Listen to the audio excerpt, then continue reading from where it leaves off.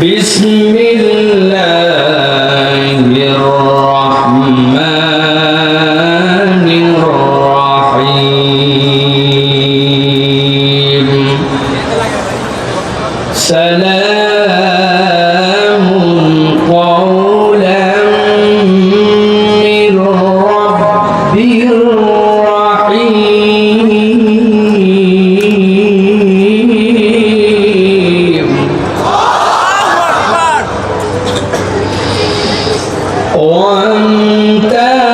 وامتازوا اليوم أيها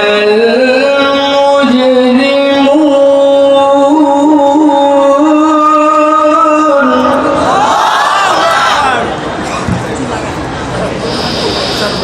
ألم أعهد إليكم يا بني آدم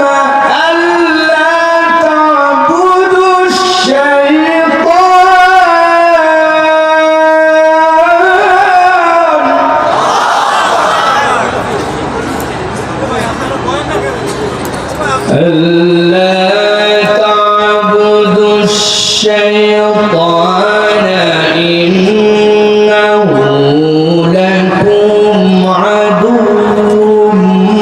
مبين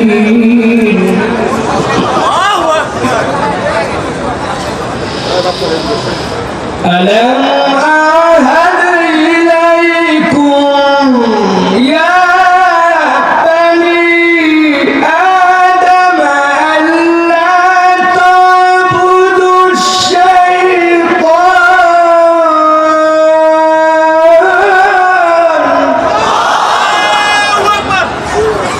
إنه لكم عدو مبين وأن اعبدوني هذا صراط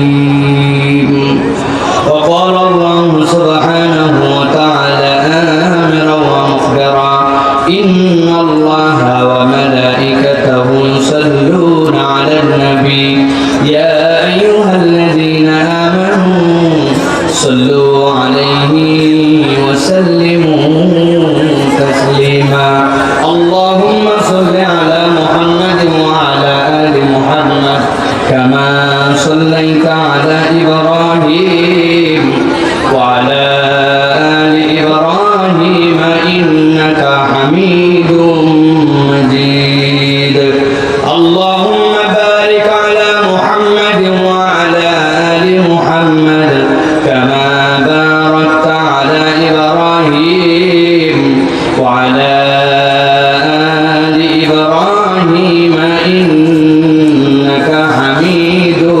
مجيد আলহামদুলিল্লাহ আল্লাহ রাব্বুল আলামিনের কাছে শুকরগুজার হচ্ছি যে আল্লাহ রাব্বুল আলামিন আমাদেরকে আজকের এই হাজার হাজার তৌহিদি জনতার মাঝে অংশগ্রহণ করে মাল্টিফ্যাক্স লিমিটেডের উদ্যোগে নবম বাৎসরিক তাফসীরুল কোরআন মাহফিলে জুমার রাত্রে আমাদেরকে আল্লাহর বিশেষ কৃপায় সুস্থতার সাথে আসার বসার তৌফিক যোগ্যতা সুস্থতা মন মানসিকতা পরিবেশ পরিস্থিতি দান করেছেন সে আল্লাহ রাব্বুল আলামিনের কাছে আমরা সর্বাগ্রে কৃতজ্ঞ হচ্ছি আল্লাহ শেখানো বাক্যে সকলে পড়ছি কালেমাতুশ শুকুর আল্লাহ রাব্বুল আলামিনের কৃতজ্ঞতায় উচ্চ কণ্ঠে বলিষ্ঠ আওয়াজে আলহামদুলিল্লাহ দরুদ এবং সালাম বর্ষিত হোক মানবতার মহান মুক্তির দূত আকায়ে নামদার তাজদারে মদিনা আপনার আমার প্রিয় রাসূল জনাবে মুহাম্মদুর রাসূলুল্লাহ সাল্লাল্লাহু আলাইহি ওয়াসাল্লামের প্রতি আজকের এই মোবারক মাজলিসের সম্মানিত প্রধান অতিথি বিশেষ করে আজকের মাহফিলের সম্মানিত সভাপতি মাল্টিফ্যাক্স লিমিটেডের ব্যবস্থাপনা পরিচালক ডক্টর মেজবা ফারুকী তার থেকে বড় পরিচয় তিনি আমাদের দ্বীনি ভাই আমরা এক দিল এক অন্তর নিয়ে ইসলামের জন্য কাজ করার জন্য চেষ্টা করি এটা হচ্ছে তার সবচেয়ে বড় পরিচয় আজকে কথা বলেছেন আপনাদের মাঝে হাফেজ মাওলানা কারি আব্দুর রহিম আল মাদানী হাফিজাহুল্লাহ কথা বলেছেন কিছুক্ষণ পূর্বে জামিয়া শরীফিয়া আরবিয়া লালবাগের সম্মানিত শাইখুল হাদিস, অনর্গল যিনি মুখস্থ আল্লাহর নবীর হাদিস থেকে কথা বলা আল্লাহর নিয়ামত যার মধ্যে আল্লাহ দান করেছেন, আমাদের প্রিয় ভাই মুফতি আরিফ বিন হাবিব হাফিজাহুল্লাহ ওয়া রাহ। মঞ্চ উপবিষ্ট বিভিন্ন পর্যায়ের গণ্যমান্য ব্যক্তিবর্গ, আমার সামনে উপবিষ্ট সম্মানিত আমার মুরব্বিয়ানে কেরাম, আমার প্রিয় তরুণ এবং যুবকেরা, স্নেহের ছোটরা, আলাদা প্যান্ডেল থেকে শুনছেন মা এবং বোনেরা, সকলকে একবার সালাম দিয়েছি। আরো একবার আপনাদের কাছে দোয়া পাওয়া এবং করার আশায় সালাম নিবেদন করি। আসসালামু আলাইকুম ওয়া রাহমাতুল্লাহ। ঘড়িতে কত বাজে? 10:30 না ভাই?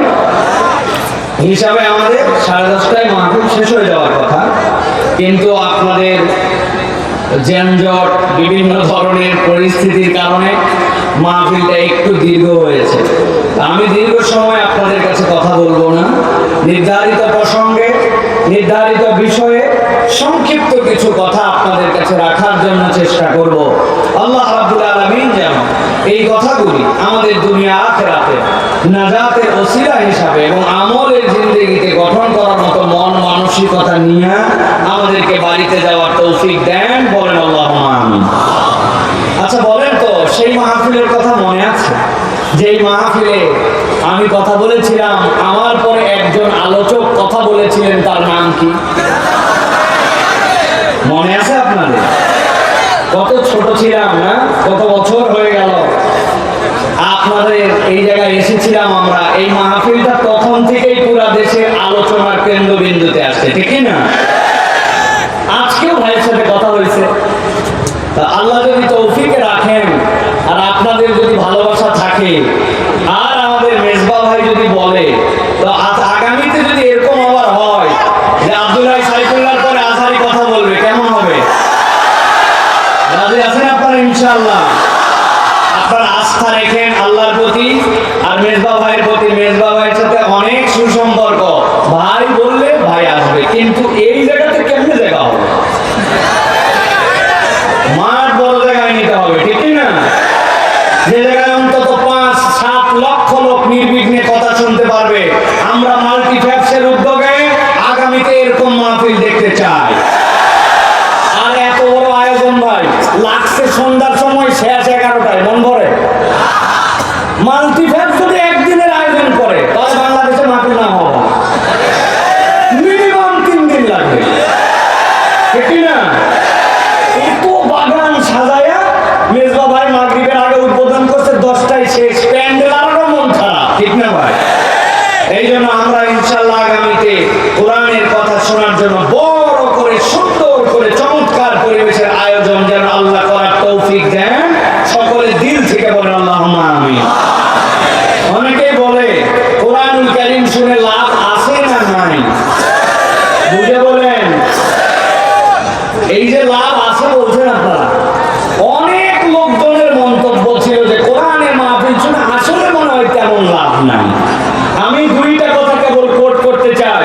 শেরে বাংলা একে ফজলুল হক, চিনতেন না? একে শেরে বাংলা একে ফজলুল হক এই বাংলাদেশের একজন অনন্য ব্যক্তি ছিলেন, খুব পার্সোনালিটিওয়ালা ব্যক্তি ছিলেন। উনি একমাত্র ব্যক্তি যিনি চাইছিলেন 2 বাংলাকে এক রাখার জন্য। এই 2 বাংলা এক থাক, কিন্তু হোসেন শরীফ সরোয়ার্দীর সাথে এই নেতার আলাদা মতদ্বৈততাও ছিল। কিন্তু যখন দেখেছেন ওই পারের দাদাবাবুদের ভক্কর চক্কর মতাদর্শ ভালো না, তখন তিনি নিজের এই অহমিকাকে বিসর্জন দিয়ে আমাদের এই বাংলাদেশ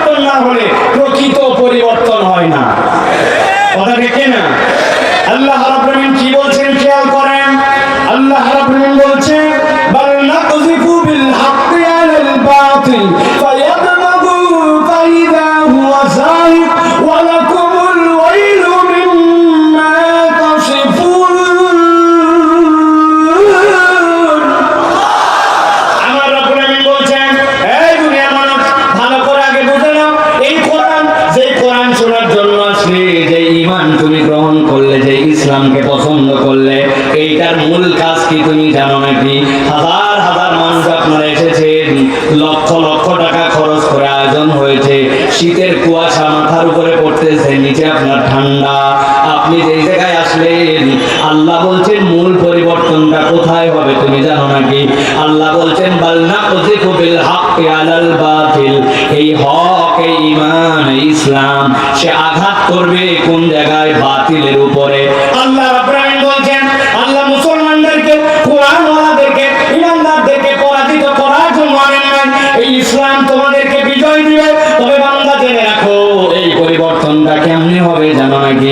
আল্লাহ বলছেন ফায়াদমাগু ফাইদা হুয়া যাহিক, এই কোরআনের মূল পরিবর্তন হচ্ছে কোরআন আঘাত করবে চেতনায়, কোরআন আঘাত করবে দিমাগে, কোরআন আঘাত করবে তার নিজের নৈতিকতায়। কেননা বাহ্যিক যত পরিবর্তন হোক না কেন, যদি চেতনায় আর নৈতিকতায় পরিবর্তন না হয়, মানুষের প্রকৃত পরিবর্তন হওয়া সম্ভব নয়। ঠিক না?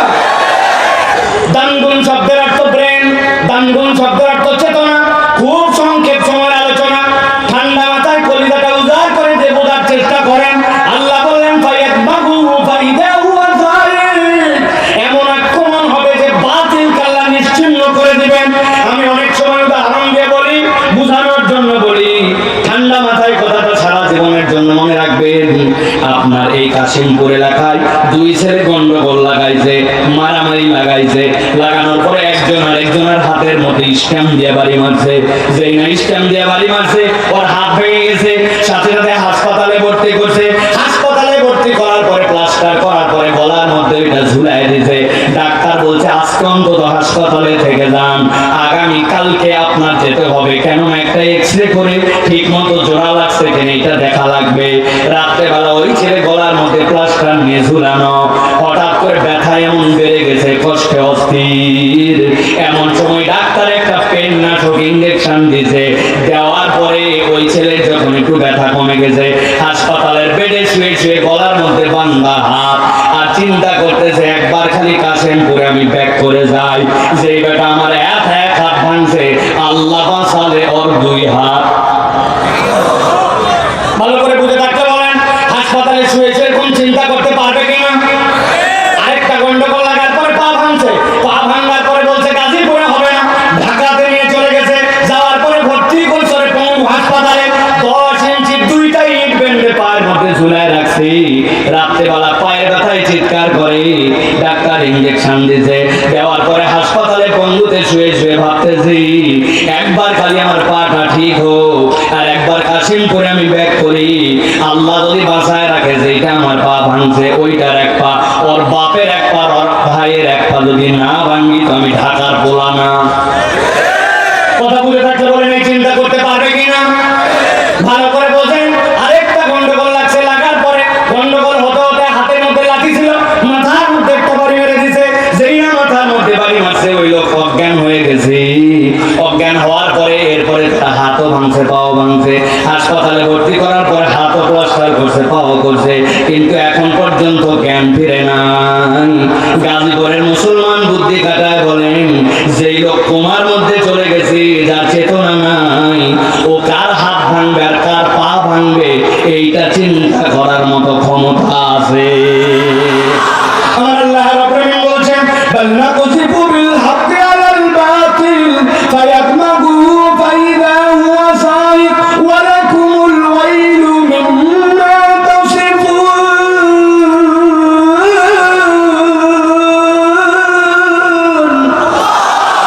এই দুনিয়ার মানুষ, কোরআনের পরিবর্তনের জায়গাটা কোথায়? তুমি উপরে উপরে থাপড় মারো, তুমি দিকে না বলুন, অমুককে না বলুন, কাজ হবে না।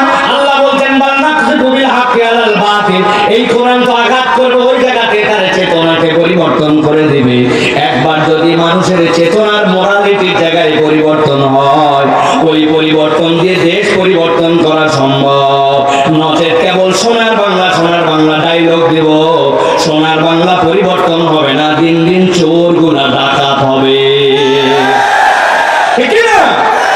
আমাদের অনেকেই দেখবেন পেপার পত্রিকায় দেখবেন বিগত 17 বছরের মধ্যে যারা যারা লিখবে, খবর রাখবেন আপনারা, যদি কেউ লাগে সাবেক কুমুক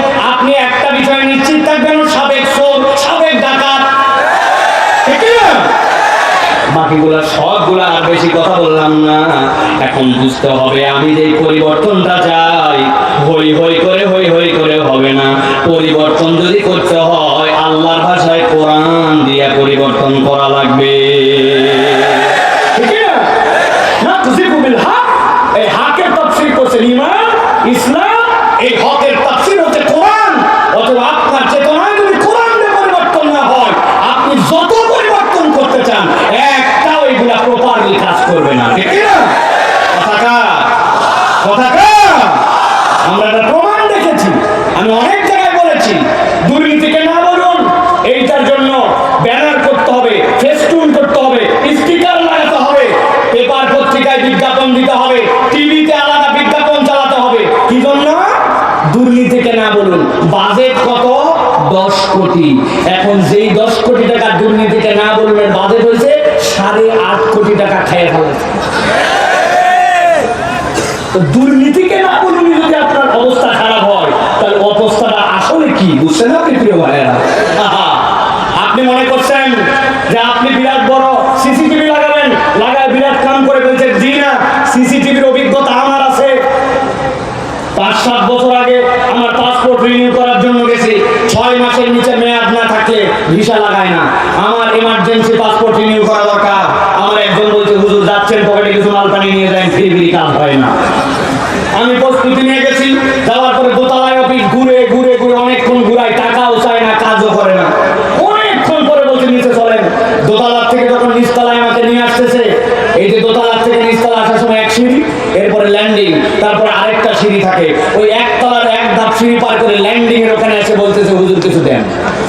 আমি বললাম ব্যাক কল দেওয়ার জন্য কখন থেকে রেডি হয়ে আছে, তুমি দোতলায় না নিয়ে এই জায়গায় এনে নিচ্ছ কেন? বলে হুজুর এই বিল্ডিংটি সিসি ক্যামেরা নিয়ন্ত্রিত, তবে আমরা মনিটরে চেক করে দেখছি এই জায়গাটা ভরে না।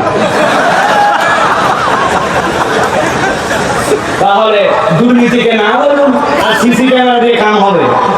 চেতনায় পরিবর্তন আসতে হবে। যখন আপনার চেতনায় পরিবর্তন আসবে তখন এই দেশ পরিবর্তন সম্ভব। ঠিক না? আচ্ছা, এইটা ডাকাত হইছে, আরো বড় চোরের খনি তৈরি হবে। বহুত লোকজন খাইছে অনেকদিন, অনেকে খাইতে পারে না, উসখুস করতেছে। ডায়লগ বেশি মারেন না। আমরা ভাষা আছি না, এই দেশের জন্ম আমার। এখানে বড় হয়েছে, সব জানে। ওই গার্মেন্টস এক্সেসরিজ হানার থেকে শুরু করে বাইরে হওয়া পর্যন্ত কতগুলো স্তর পার করতে হয়, কত মাল পানি খরচ করতে হয় বলে না, কিন্তু আমরা জানি। প্রিয় ভাইরা, তাহলে আমরা কোরআনুল কারীম থেকে কিছু কথা শুনতে চাই। রাজি আছেন ইনশাআল্লাহ? বেশিক্ষণ না, যে কয় আয়াত, এই কয় আয়াত বলতে হলে আমি যা পড়ালেখা করছি বিকাল থেকে, এই পড়ালেখাটুকু বলতে হলে আমার 3-4 ঘন্টা লাগবে। আমি বিকাল 4টা থেকে পড়ালেখা শুরু করছি, আগের দিনও পড়ছি, নোট করছি। এরকম না যে আমার অসীম জ্ঞান। এই জন্য আমি যেখানেই যাই অন স্ক্রিপ্টেড কথা বলার জন্য চেষ্টা করি। তা আমার যা পড়ছি তাতেই তো দেখছি সুবহানাল্লাহ মিনিমাম 4 ঘন্টা লাগে। আমার তো এত সম্ভব না। 30 থেকে 40 মিনিট আমরা একটু কথা শুনবো। রাজি আছি ইনশাআল্লাহ? মুরব্বীরা না থাকলেও চলবে, আপনারা জানেন আমার বয়স এখনো 40 হয় নাই। অতএব 40-এর নিচে যারা আমার শ্রোতা তারা, দেখি কারা শক্ত করে হাতটা টান করেন। আছেন আপনারা? মুরব্বীরা কি আমাদের সাথে যোগ দিতে চান? তাহলে হাত দুটো টান করে শক্ত করেন। করছে সবাই? এবার ডানে বামে তাকায় দেখেন কারা কারা উঠাতে পারে নাই। দেখছেন আপনারা? শক্ত করেন, শক্ত। ওই যে পিছনে সাদা জামা, ও দাঁড়ায় উঠাই না। হাত সোজা করছেন, গলাটা পরিষ্কার দেন। হয় না, ভালো করে। এবার শার্ট করে আবার নামে একসাথে হাত তুলবেন সবাই। হাত সোজা হয় না, একসাথে রেডি করেন, হাত তোলেন। হ্যাঁ, আরেকবার চান্স দিব হাত সোজা করার জন্য। দেখি আরেকবার, সবাই একসাথে উঠাবেন, হাত সোজা করেন। হ্যাঁ, করছেন সবাই? ওই কালো শার্ট, কি খবর ভাই? মাফলার, ওই যে কেবল তুলছেন, দেখছেন? এই চোখ অপারেশন হয়েছে, আল্লাহ বলে এখনো দৃষ্টি ভালো রাখছে। হাত সোজা করছেন সবাই, টান করে, গলা পরিষ্কার হয়েছে। এবার হাতটা বুক বরাবর নেন, এই বরাবর। এবার আমরা আকাশ বাতাস মুখরিত করে আলোচনার শুরুতে একটা আল্লাহর নাম উচ্চ কণ্ঠে আওয়াজ করে শোনাতে চাই। রাজি আছেন আপনারা? যারা রাজি আছেন তারা সকলে বলেন আল্লাহুম্মা আমিন। আর যারা রাজি নাই তারা বলেন আল্লাহুম্মা আমিন। ও আছে কিছু লোক, হ্যাঁ,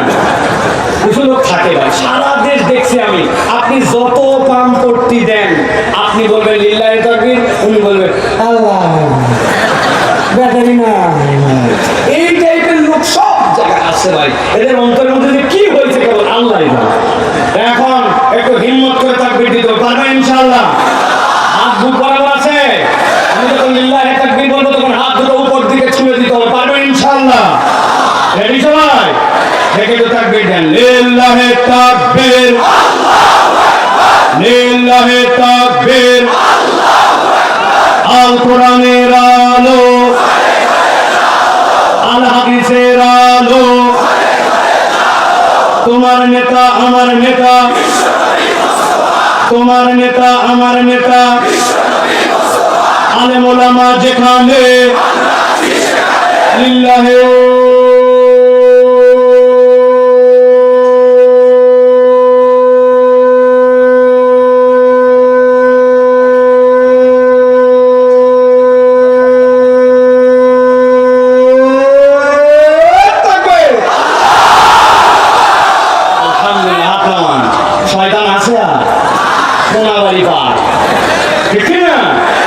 আল্লাহু আকবারের স্লোগান শয়তান পছন্দ করতে পারে না। এজন্য আল্লাহু আকবারের স্লোগান যাদের পছন্দ হয় না, বুঝবেন এরা শয়তানের খালাতো মামাতো ফুফাতো ভাই।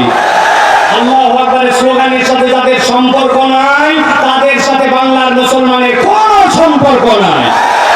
রাজি তো প্রিয় ভাইরা? চলেন তাহলে এবার আমরা সরাসরি কোরআনুল কারীমের মধ্যে প্রবেশ করব।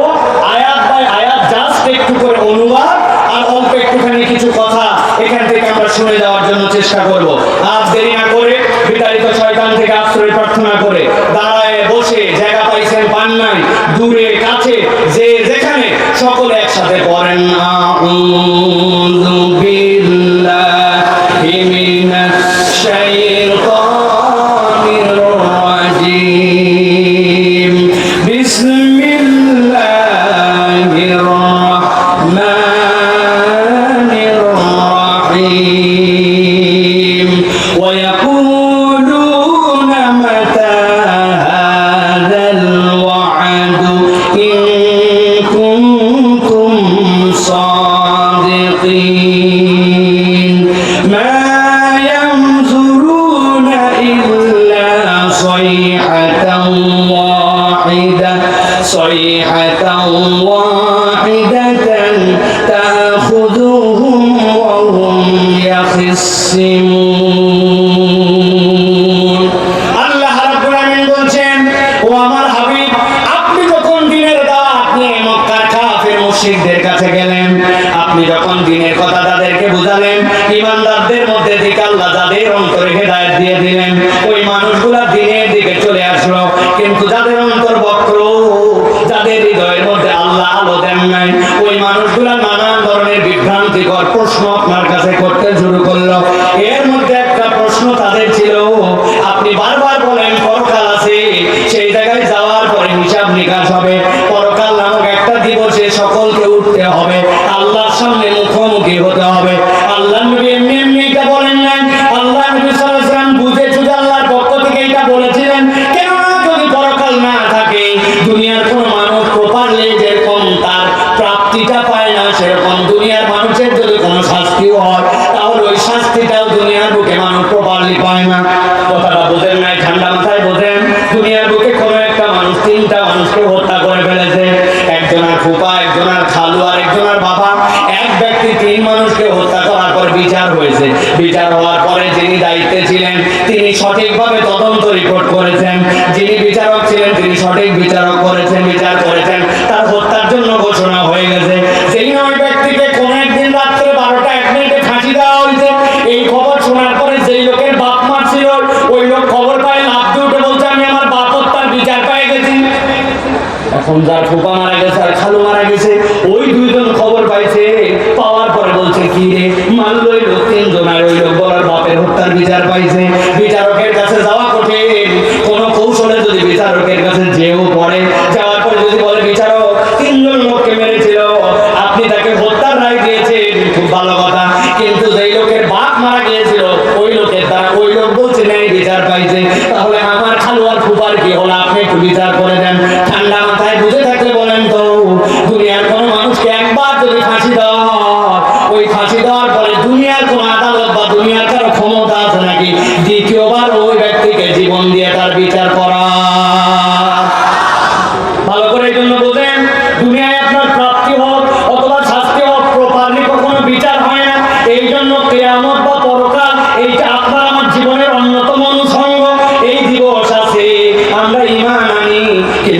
নবীর কাছে এসে একজন বলল, একদল লোক বলতে শুরু করলো মা ইয়ানজুরুন, আল্লাহ রাব্বুল আলামিনের কাছে জিজ্ঞাসা করতেছে নবীর মাধ্যমে, ওয়া ইয়াকুলুনা মাতা হাদাল ওয়া'দ ইন কুনতুম সাদিকিন, সত্যই যদি কিয়ামত হয়ে থাকে কখন সেটা বলেন, টাইম কখন? অনেকদিন ধরে বলতেছেন কিয়ামত হবে, কিয়ামত হবে, পরকাল নামক একটা দিবস হবে, ওই দিবসটা কখন? নবীজি সাল্লাল্লাহু আলাইহি ওয়াসাল্লামের কাছে যখন এই জিজ্ঞাসা করা হলো, হাদিস আমাদেরকে বলতেছে আল্লাহ নবী সাল্লাল্লাহু আলাইহি ওয়াসাল্লামের কাছে এসে ঈমানদারদের মধ্যে থেকে কত সাহাবায়ে কেরামের কোন প্রশ্ন করেছিলেন। এক সাহাবী এসে বললেন, হাদিসের মধ্যে আছে আন্না রাজুলান সালান নবী সাল্লাল্লাহু আলাইহি ওয়াসাল্লাম, আর একজন ব্যক্তি এসে নবীজিকে জিজ্ঞাসা করলো, মাতা সাআ ইয়া রাসূলুল্লাহ ইয়া হাবিবাল্লাহ, কিয়ামত কখন অনুষ্ঠিত হবে? নবীজি সাল্লাল্লাহু আলাইহি সাল্লাম বললেন, ক্বালা মা আ'দাত্তা লাহা, তুমি যে কিয়ামত কখন হবে জিজ্ঞাসা করছো, এই বেটা কিয়ামতের জন্য কি প্রস্তুতি নিয়েছো তুমি? লোকটা দমে গেল, দমে যেয়ে বলতেছে, ক্বালা মা আ'দাত্তু লাহা মিন কাসীরি সালাতিন ওয়ালা সাওমিন ওয়ালা সাদাকাতিন ইয়া রাসূলুল্লাহ, অনেক নামাজ, অনেক রোজা অথবা অনেক সাদাকা আমার আমলনামায় নাই, এইরকম কোন প্রস্তুতি নিতে পারি নাই। তাইলে যে জিজ্ঞাসা করতেছ কখন কিয়ামত, তাইলে তোমার প্রস্তুতি কি? লোকটা লাফ দিয়ে উঠে বলল, ওয়ালাকিন্নী উহিব্বুল্লাহ ওয়া রাসূলাহু, আমার সালাম বড় সংক্ষেপ, কিন্তু ইয়া রাসূলুল্লাহ আমি আল্লাহ এবং আল্লাহ রাসূলকে ভালোবাসি। যেই না ওই লোক এই কথা বলেছে, আল্লাহ নবী বললেন, ক্বালা আনতা মা মান আহবাবতা, ও আমার সাহাবী চিন্তা করো না, তুমি যাকে ভালোবাসো কিয়ামত তোমার তার সাথেই হবে। সুবহানাল্লাহ। এখন আপনার আমার হাসর নাসর যদি আল্লাহ নবীর সাথে হয়, আপনার আমার তো চিন্তা থাকার কথা নয়, কেননা নবীজি সাল্লাল্লাহু আলাইহি ওয়াসাল্লামকে আমরা ভালোবাসি। সাহাবায়ে কেরাম বলতেছেন, ফাকুলনা ওয়া নাহনু কাযালিক, একজন বলল, ইয়া রাসূলুল্লাহ, ওই লোক তো বলছে সে নাকি আল্লাহ তার রাসূলকে ভালোবাসে, কিন্তু আপনার কাছে একটু জিজ্ঞাসা, আমরাও তো আপনাকে ভালোবাসি, আমরাও কি তাহলে আপনার সাথে থাকবো কিনা? নবীজি বললেন, নাআম। সাহাবায়ে কেরাম বলতেছেন, ফাফারিহনা ইয়াউমাইযিন ফারহান শাদীদা, আমাদের জীবনে যত আনন্দের দিন ছিল, আল্লাহ নবী যেই দিন বলেছেন যার হাসর তার সাথে হবে যেই ব্যক্তি যাকে ভালোবাসবে, আর আমরা নবীকে ভালোবাসি, আমাদের হাসর নাসর নবীজির সাথে হবে, ওর থেকে আনন্দের দিন আর আমাদের জীবনে ছিল না। সুবহানাল্লাহ। এবার আপনাদের কাছে জিজ্ঞাসা করতে চাই, আমি সহ আমরা কি আমাদের নবীকে ভালোবাসি? কথা বলেন, ভালোবাসি? আমরা কি আল্লাহকে ভালোবাসি?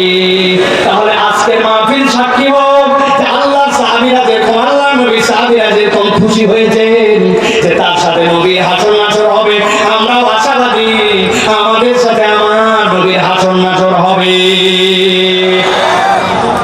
চলেন 2 নম্বর আয়াতে, যেই না তারা জিজ্ঞাসা করলো, ওয়া ইয়াকুলুনা মাতা হাযাল ওয়া'দ ইন কুনতুম সাদিকিন, যদি সত্যবাদী হয় বলো কখন তোমাদের পক্ষ থেকে সেই কিয়ামতটা কবে হবে?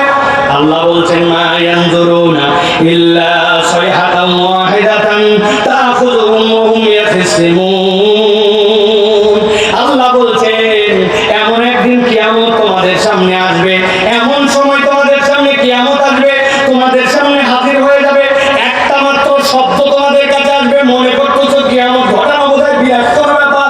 আল্লাহ বলছেন এটা বিরাট কোনো ব্যাপার নয়, একটা কেবল নাম তোমাদের সামনে আসবে। আল্লাহ বলছেন ওয়া হুম ইয়াখসিমুন, তারা বিতর্কের মধ্যে থাকবে, বোঝার আগে তাদের মাথার উপরে কিয়ামত আল্লাহ এনে দিবে।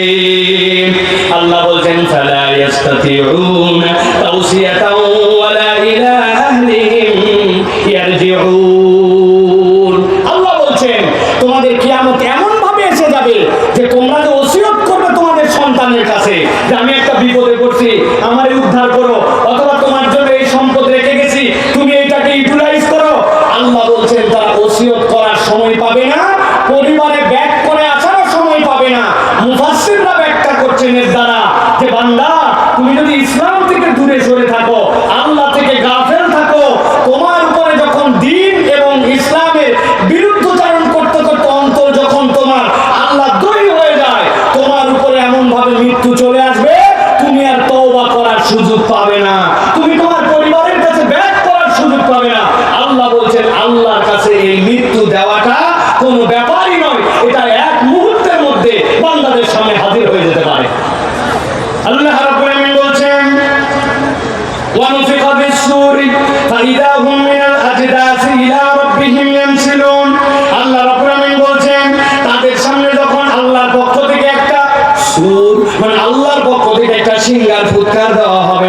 ফাইদা হুম মিনাল আজদাস। আল্লাহ রাব্বুল আলামিন বলছেন আজদাস, এখানে শব্দটি হাদাস শব্দ থেকে, হাদাস মানে হচ্ছে কবর। আল্লাহ বলছেন ইলা রাব্বিহিম ইয়ানসিলুন, ওই বান্দা মনে করতেছে কবরে আছে, মরে গেছে অথবা জীবিত আছে। আল্লাহ বলছেন এক সেকেন্ড দেরি হবে না, একটা মিনাদের দ্বারা তোমাদেরকে ধ্বংস করে দেওয়া হবে। আর একটা দেরি না, আল্লাহর পক্ষ থেকে সিংহায় ফুৎকার হবে। আল্লাহ বলছেন ইয়ানসিলুন, এই মানুষগুলো এক মুহূর্ত দেরি হবে না, এই মানুষগুলো আল্লাহ রাব্বুল আলামিনের সামনে হাজির হয়ে যাবে। আল্লাহু আকবার। প্রিয় ভাইরা, এই যে আল্লাহ রাব্বুল আলামিনের সামনে বান্দা হাজির হবে, পৃথিবীর মুফাসসিররা বলছেন হাসরের ময়দানে মানুষজনকে হিসাবের দিনে আল্লাহ রাব্বুল আলামিন চার ভাগে বিভক্ত করে আল্লাহর সামনে ইয়ানসিলুন করবেন, আল্লাহর সামনে নিয়ে আসবেন। বিভক্ত হবে কয় ভাগে? সংক্ষেপে বলছি, কিন্তু এটা মুখস্থ রাখতে হবে। বলেন কয় ভাগে? এক নম্বর, সকল মানুষ একদল আল্লাহর সামনে উত্থিত হবে যারা বিনা হিসাবে আল্লাহর কাছে জান্নাতি হিসাবে উঠে যাবে। আল্লাহু আকবার। আরেক দল থাকবে যেই মানুষগুলা বিনা হিসাবে জাহান্নামে চলে যাবে। তিন নম্বরে, বিনা হিসাবে জান্নাত হবে না, কিন্তু ওই ব্যক্তিদের একটা হিসাব হবে, হিসাব করার পরে তাদেরকে জান্নাতে ঢুকানো হবে। আর একদল লোক হবে যাদের হিসাব হবে, হিসাব করার পরে ওই ব্যক্তিগুলাকে এরপরে জাহান্নামে নিক্ষেপ করা হবে। তাহলে আল্লাহ রাব্বুল আলামিন যে বললেন যে এই মানুষগুলা আল্লাহ রাব্বুল আলামিনের কাছে উত্থিত হবে, ওয়ানুফিকা ফিস সূরি ফাইদা হুম মিনাল আজদাসি ইলা রাব্বিহিম ইয়ানসিলুন, তারা আল্লাহর কাছে দ্রুততম সময়ে তারা পৌঁছায় যাবে। এই পৌঁছানোর ধরন হবে কয়টা? কথা বললেন না ভাই, কয়টা? আমার কথা কি বুঝতে পারতেছেন ভাই? চারটা। তাহলে এক নম্বর শ্রেণী কি?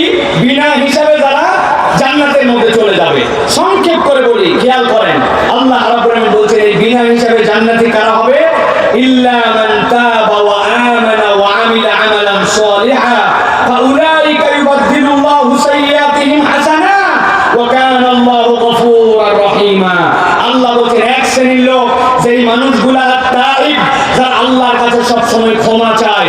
আল্লাহর নবী বলতেছেন এই ক্ষমা চাওয়াটা এরকম যে কামাল্লা যামবালা, যে তার আমলনামায় কোনো গুনাহই নাই, গুনাহ ছিল কিন্তু এমন ভাবে আল্লাহর কাছে ক্ষমা চাইছে, আল্লাহ তার যাবতীয় গুনাহকে সওয়াব দ্বারা কনভার্ট করেছেন।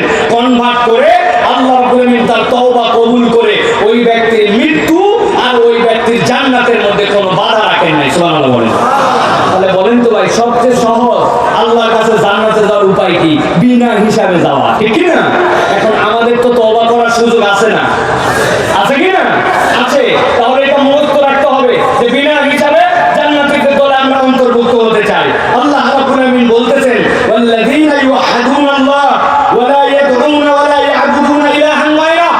আল্লাহ যে বললেন তাদেরকে আল্লাহ রাব্বুল আলামিন বিনা হিসাবে জান্নাত দিবেন। মুফাসসিররা ব্যাখ্যা করছেন তোমাদের মধ্যে যারা আল্লাহকে এক হিসাবে ডাকবে, আল্লাহ রাব্বুল আলামিনের সাথে কাউকে শরীক করবে না, আর আল্লাহ ছাড়া কাউকে ইলাহ মানবে না, এই ঈমান আছে যাদের, রব্বুল আলামিন তাদেরকে বিনা হিসাবে জান্নাতে ঢুকাবেন। সুবহানাল্লাহ বলেন। দুই নম্বর শ্রেণী, যাদেরকে আল্লাহ রাব্বুল আলামিন বিনা হিসাবে জাহান্নাম দিবেন, কারা তারা? আল্লাহ রাব্বুল আলামিন বলছেন ওয়া মান ইয়ারতাদিদ মিনকুম আন দীনিহি ফায়ামুতু ওয়া হুয়া কাফির ফাউলাইকা হাবিতাত আমালুহুম ফিদ দুনিয়া ওয়াল আখিরাহ ওয়া উলাইকা আসহাবুন নারি হুম ফিহা খালিদুন। আল্লাহ সূরা বাকারা 217 নম্বর আয়াতের মধ্যে বলছেন সাবধান হয়ে যাও, হিসাব ছাড়া জাহান্নামে চলে যেতে হবে। দুনিয়ার বুকে যে মানুষগুলো ইসলাম পেয়েছিল, দ্বীন পেয়েছিল, কিন্তু এই মানুষগুলো অতি পণ্ডিতি করে ইসলাম থেকে মুখ ফিরায় নিছে, আল্লাহর বিধান থেকে সরায় নিছে নিজেকে। আল্লাহ বলছেন যারা মুরতাদ হয়ে যাবে, আর ওই মুরতাদ যদি একবার কেউ হয় সে মৃত্যুবরণ করবে, তাহলে কাফের অবস্থায়।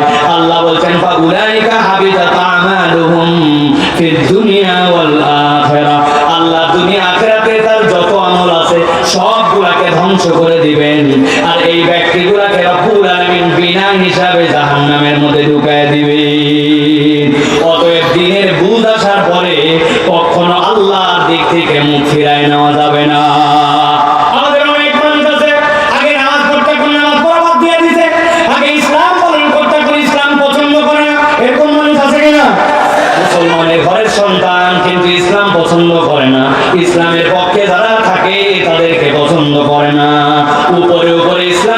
বলে কিন্তু অন্তরের মধ্যে ইসলামকে লালন করে না।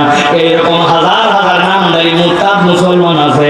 আল্লাহ বলতেছেন এই মানুষগুলাকে রব্বুল আমিন বিনা হিসাবে জাহান্নামে দিবে। নাউযুবিল্লাহ। আল্লাহ রাব্বুল আমিন কুরআনুল কারীমের মধ্যে বলছেন দুনিয়ার মানুষ। এরপর আরেক শ্রেণীর মানুষ আছে যেই মানুষগুলা দুনিয়ার বুকে সওয়াব তারা মনোমাজিটা ওইটা সে ঠিক মতো হিসাব মেলাতে পারে না। মনে করছে অনেক আমল করেছে, আমল অনেক করার দ্বারা তার কোনো ফায়দা হয় নাই, বরং আমলটা অনেক করার থেকে আমলটা যদি তার এমন হয় যে আমলটা তার জন্য ভারী, তাহলে ওই ব্যক্তির ওই আমলটা আল্লাহ রাব্বুল আলামিনের কাছে পছন্দনীয় হবে। কিন্তু ওই ব্যক্তি আমল করতেছে কিন্তু নবীর তরিকাকে তারা ঠিক মনে করে নাই, নবীর পদ্ধতিকে পছন্দ করে নাই, আল্লাহর বিধানকে আগে মনে করতো ঠিক ছিল কিন্তু এখন একটু শিক্ষিত হয়ে জ্ঞানী হয়ে মনে করতেছে আল্লাহর বিধান ছাড়াও তো দুনিয়া চালানো সম্ভব। আল্লাহ বলতেছেন হাজার সে নিজেকে মুসলমান দাবি করুক না কেন, ওই ব্যক্তিটা আল্লাহর কাছে প্রকৃত ঈমানদার হতে পারে না। আল্লাহ রাব্বুল আলামিন এই জন্য বান্দাদেরকে বুঝিয়েছেন দুনিয়ার মানুষ ভালো করে বুঝো, সওয়াব তোমার যেটা হবে এইটা তোমার আমলনামার মধ্যে পরিমাণে বেশি নয়, বরং তোমার আমলনামার মধ্যে এটা ভারী হতে হবে। সওয়াবটা যেন তোমার আমলনামার মধ্যে ভারী হয়। রব্বুল আমিন বলছেন বান্দা যদি তার সওয়াবকে আমলনামার মধ্যে ভারী হিসাবে দেখতে চায় তাহলে আপনার আমার প্রত্যেকটা আমলের সাথে কমসে কম 3টা গুণ যুক্ত হওয়া লাগবে। আমল অনেক দেখাচ্ছে লাভ নাই, আমলটা ওজনদার যদি করতে চায় আল্লাহর কাছে তাহলে এইটা মর্যাদা পাবে। কেউ যদি তার আমল ওজনদার করতে চায় 1 নম্বর তার দায়িত্ব হবে ঈমান সহ বান্দার আমল করা লাগবে। আপনার ঈমান নাই, আপনার যত আমল করেন না কেন আল্লাহ রাব্বুল আলামিনের কাছে ওই আমলের দাম নাই, ঠিক না? আমাদের অনেক মানুষ আছে তার যে ঈমান নাই এইটা তার বোঝার মতো যোগ্যতা নাই, কথাবার্তা আচরণে সে ঈমান থেকে খারেজ হয়ে গেছে। নামাজের ইসলাম পছন্দ করে, রোজার ইসলাম পছন্দ করে, যাকাতের ইসলাম পছন্দ করে, কিন্তু যেই না বলা হয় আল্লাহ রাব্বুল আলামিন চোরের বিধান দিয়েছেন কোরআনের মধ্যে, আল্লাহ রাব্বুল আলামিন জিনার বিধান দিয়েছেন কোরআনের মধ্যে, আল্লাহর আইন যে আল্লাহর এই দুনিয়াটাও চলুক, ওই ব্যক্তি তখন পছন্দ করে না। এইরকম নামদারি নামাজি হাজি সাহেব গাজী সাহেব আমাদের সমাজে আছে কিনা? ভালো করে এটা পরিষ্কার করতে হবে। তাহলে আমলকে ভারী করতে হলে ঈমান লাগবে। 2 নম্বর কি লাগবে? যে আমলকে যদি ভারী করতে চাই তাহলে নিয়তটাকে বিশুদ্ধ করা লাগবে। নিয়ত কি করা লাগবে? বিশুদ্ধ নিয়ত লাগবে। নিয়ত যদি সহি না হয় তাহলে আমাদের জন্য এটা আল্লাহ রাব্বুল আলামিনের কাছে ওজনদার আমল হবে না। আর 3 নম্বর যে আপনাকে আমলটা করতে হবে নবীজি সাল্লাল্লাহু আলাইহি ওয়াসাল্লামের পদ্ধতি অনুযায়ী। নবীর পদ্ধতিতে আমল না হলে ওই আমলে ওজন হয়, বুঝে বলেন হয়, এটা যারা বলছেন হয় না এই মানুষদের মধ্যে আমাদের মধ্যে ঝামেলা আছে। ভাই আপনাদের কাছে একটু জিজ্ঞাসা করি, আপনারা জীবনে জানাজার নামাজ পড়ছেন ভাই? ঈদের নামাজ বুঝে বলেন ঈদের নামাজ? এখন বলেন তো ভাই ঈদের নামাজ বড় হয় নাকি আমাদের জুম্মার নামাজ বড় হয়? জুম্মার নামাজের জামাত বড় না ঈদেরটা? কথা বলেন। ডান পাশে যারা আছে আপনারা বলেন ঈদের জামাত বড় না জুমার? এখন জুমার দিনে জুমার আজান হয়, আপনি এখন বলছেন ভাই নবীজি সাল্লাল্লাহু আলাইহি ওয়াসাল্লামের সময় পরিবেশ পরিস্থিতি ভিন্ন ছিল, কিন্তু আমাদের সমাজের পরিবেশ পরিস্থিতি ঘনবসতি, বিরাট লোকজন, হাজার হাজার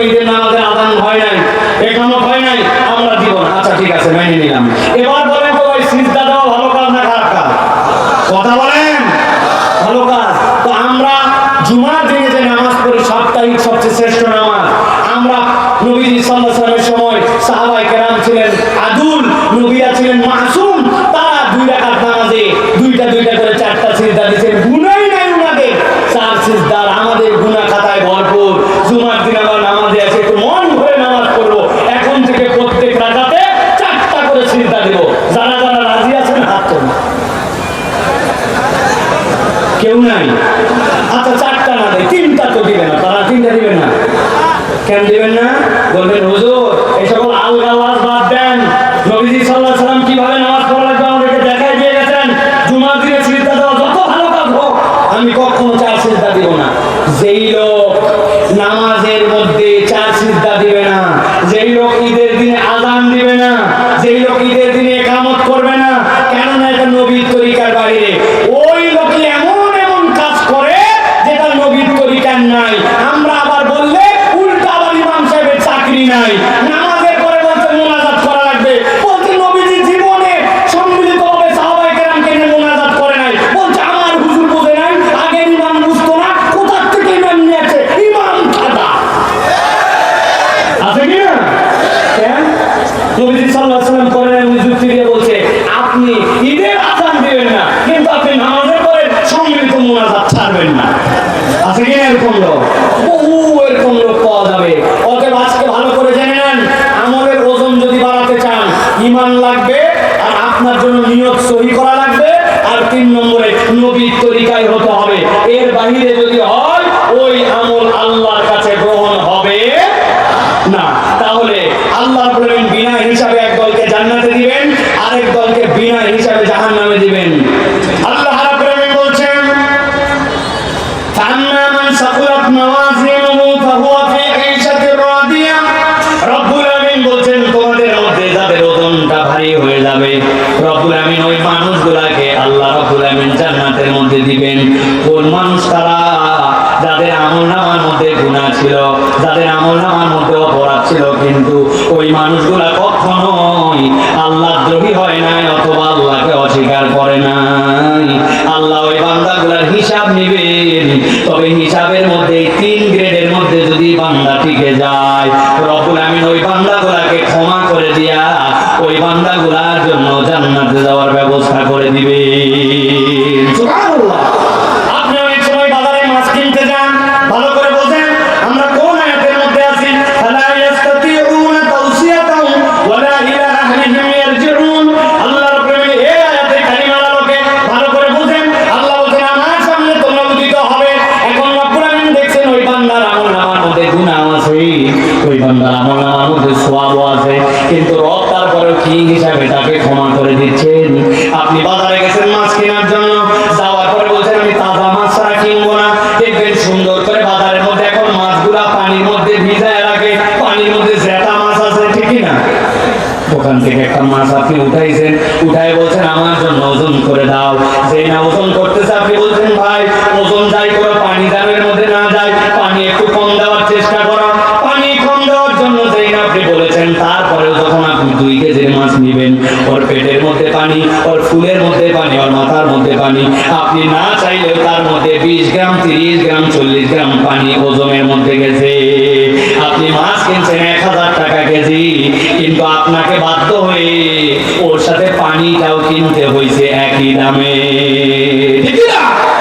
আপনার আমলনামায় গুনাহ আছে, অপরাধ আছে, কিন্তু আল্লাহ রাব্বুল আলামিন বলছেন যার আমলনামাটা ভারী হবে, যার আমলনামাটার মধ্যে ওই বান্দাটা আল্লাহ রাব্বুল আলামিনের প্রতি ঈমান বিশুদ্ধ রেখেছিল, ইখলাসের সাথে আমল করেছে, আর ওই বান্দাটা সব সময় যে আমলটাই করেছে ওই আমলটা আল্লাহ রাব্বুল আলামিনের রাজি খুশি করার জন্য নবীর তরিকায় করেছে, ওই বান্দার গুনাহ থাকতে পারে, কিন্তু আল্লাহর কাছে যখন হিসাব হবে আর ওজন হবে, ওই বান্দার ওই অপরাধগুলো ওই পানির মতো ওই ভালো দামের সাথে ভালো ওজনের সাথে আল্লাহ রাব্বুল আলামিন পার করে দিবে। আর একদল হবে এমন যাদের পানির পরিমাণ এত বেশি, মূল আইটেমই নাই। আল্লাহ বলছেন তাদের হিসাব করার পরেও ওয়ান্না মান খাফাত মাওয়াজিনুহু ফাউম্মুহু হাওিয়া, ওই মানুষগুলোর ওজন হালকা হয়ে যাওয়ার কারণে ওই মানুষগুলা ওই দিন বিপদে পড়ে যাবে। আল্লাহ রাব্বুল আলামিন তাহলে কি বলেন? আল্লাহ রাব্বুল আলামিন বলেন ওয়ানুফিকা ফিস-সূরি ফাইযা হুম মিনাল আজদাসি ইলা রাব্বিহিম ইয়ানসিলুন। আল্লাহর কাছে যেই দ্বিতীয় ফুৎকার আওয়াজ আসবে, আল্লাহ বলছেন ওই মানুষগুলো আল্লাহর কাছে দৌড়ায় দৌড়ায় হাজির হয়ে যাবে। সাথে সাথে তারা কি বলতে শুরু করবে? আল্লাহ বলছেন ক্বালু ইয়া ওয়াইলানা মান বা'সানা মিন মারকাদিনা হাদা মা ওয়া'দার রাহমান ওয়া সাদাকাল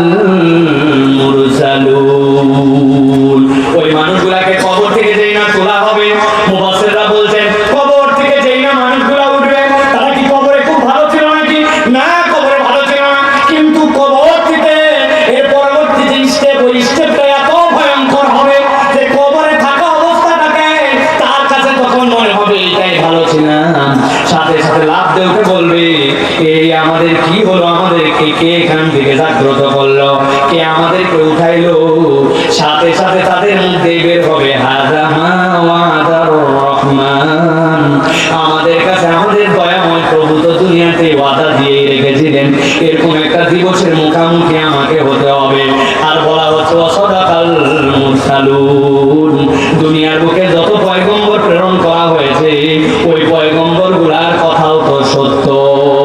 সুতরাং আজকের দিনে যারা হম্বিতম্বি করবে, আজকের দিনে যারা পরকালমুখী জিন্দেগি গঠন করবে না, ওই দিন যাওয়ার পরে ওই বান্দাগুলা নবীদের কথাও সত্য হিসাবে দেখতে পাবে। রহমানের ওই দিবস যে সত্য আল্লাহ সেইটাও তাদেরকে দেখায় দিবে। এই পর্যন্ত একটা পাঠ। মূলত এই জায়গাটা আল্লাহ সাদাকাল মুরসালুন যেটা বলেছেন এটা এই জায়গার কথা না, এটা সূরা ইয়াসিনের শুরুর দিকের কথা। যা রাজুলুন মিন আকসাল মদিনা, মদিনা থেকে একদল লোক আসলো। তিনজনের কথা আল্লাহ বলেছেন, তারা পয়গম্বর ছিল, তারা যে বার্তা দিয়েছিল মানুষজন তাদেরকে অস্বীকার করেছিল। আল্লাহ বলছেন বান্দা ওই দিন যাওয়ার পরে তোমরা বুঝতে পারবা আল্লাহর কিয়ামত যেরকম সত্য নবীর কথাগুলোও সেরকম সত্য। চলেন এবার বাকি কথাগুলোর দিকে আমরা একটু আগাই ধীরে ধীরে। আল্লাহ রাব্বুল আলামিন বলছেন ইন কানাত ইল্লা সাইহাতান ওয়াহিদাতান ফাইদা হুম জামিউল লাদাইনা মুহদারুন। আমার রাব্বুল আলামিন বলছেন সেই ওই মানুষগুলো সাথে সাথে কিয়ামতের ময়দানে উঠলো। আল্লাহ রাব্বুল আলামিনের কথা যে সত্য তারা বুঝতে পারলো। আল্লাহ রাব্বুল আলামিন বলছেন তোমরা কি মনে করছো রব্বুল আলামিনের কাছে তাদেরকে হাজির করা খুব কঠিন ব্যাপার?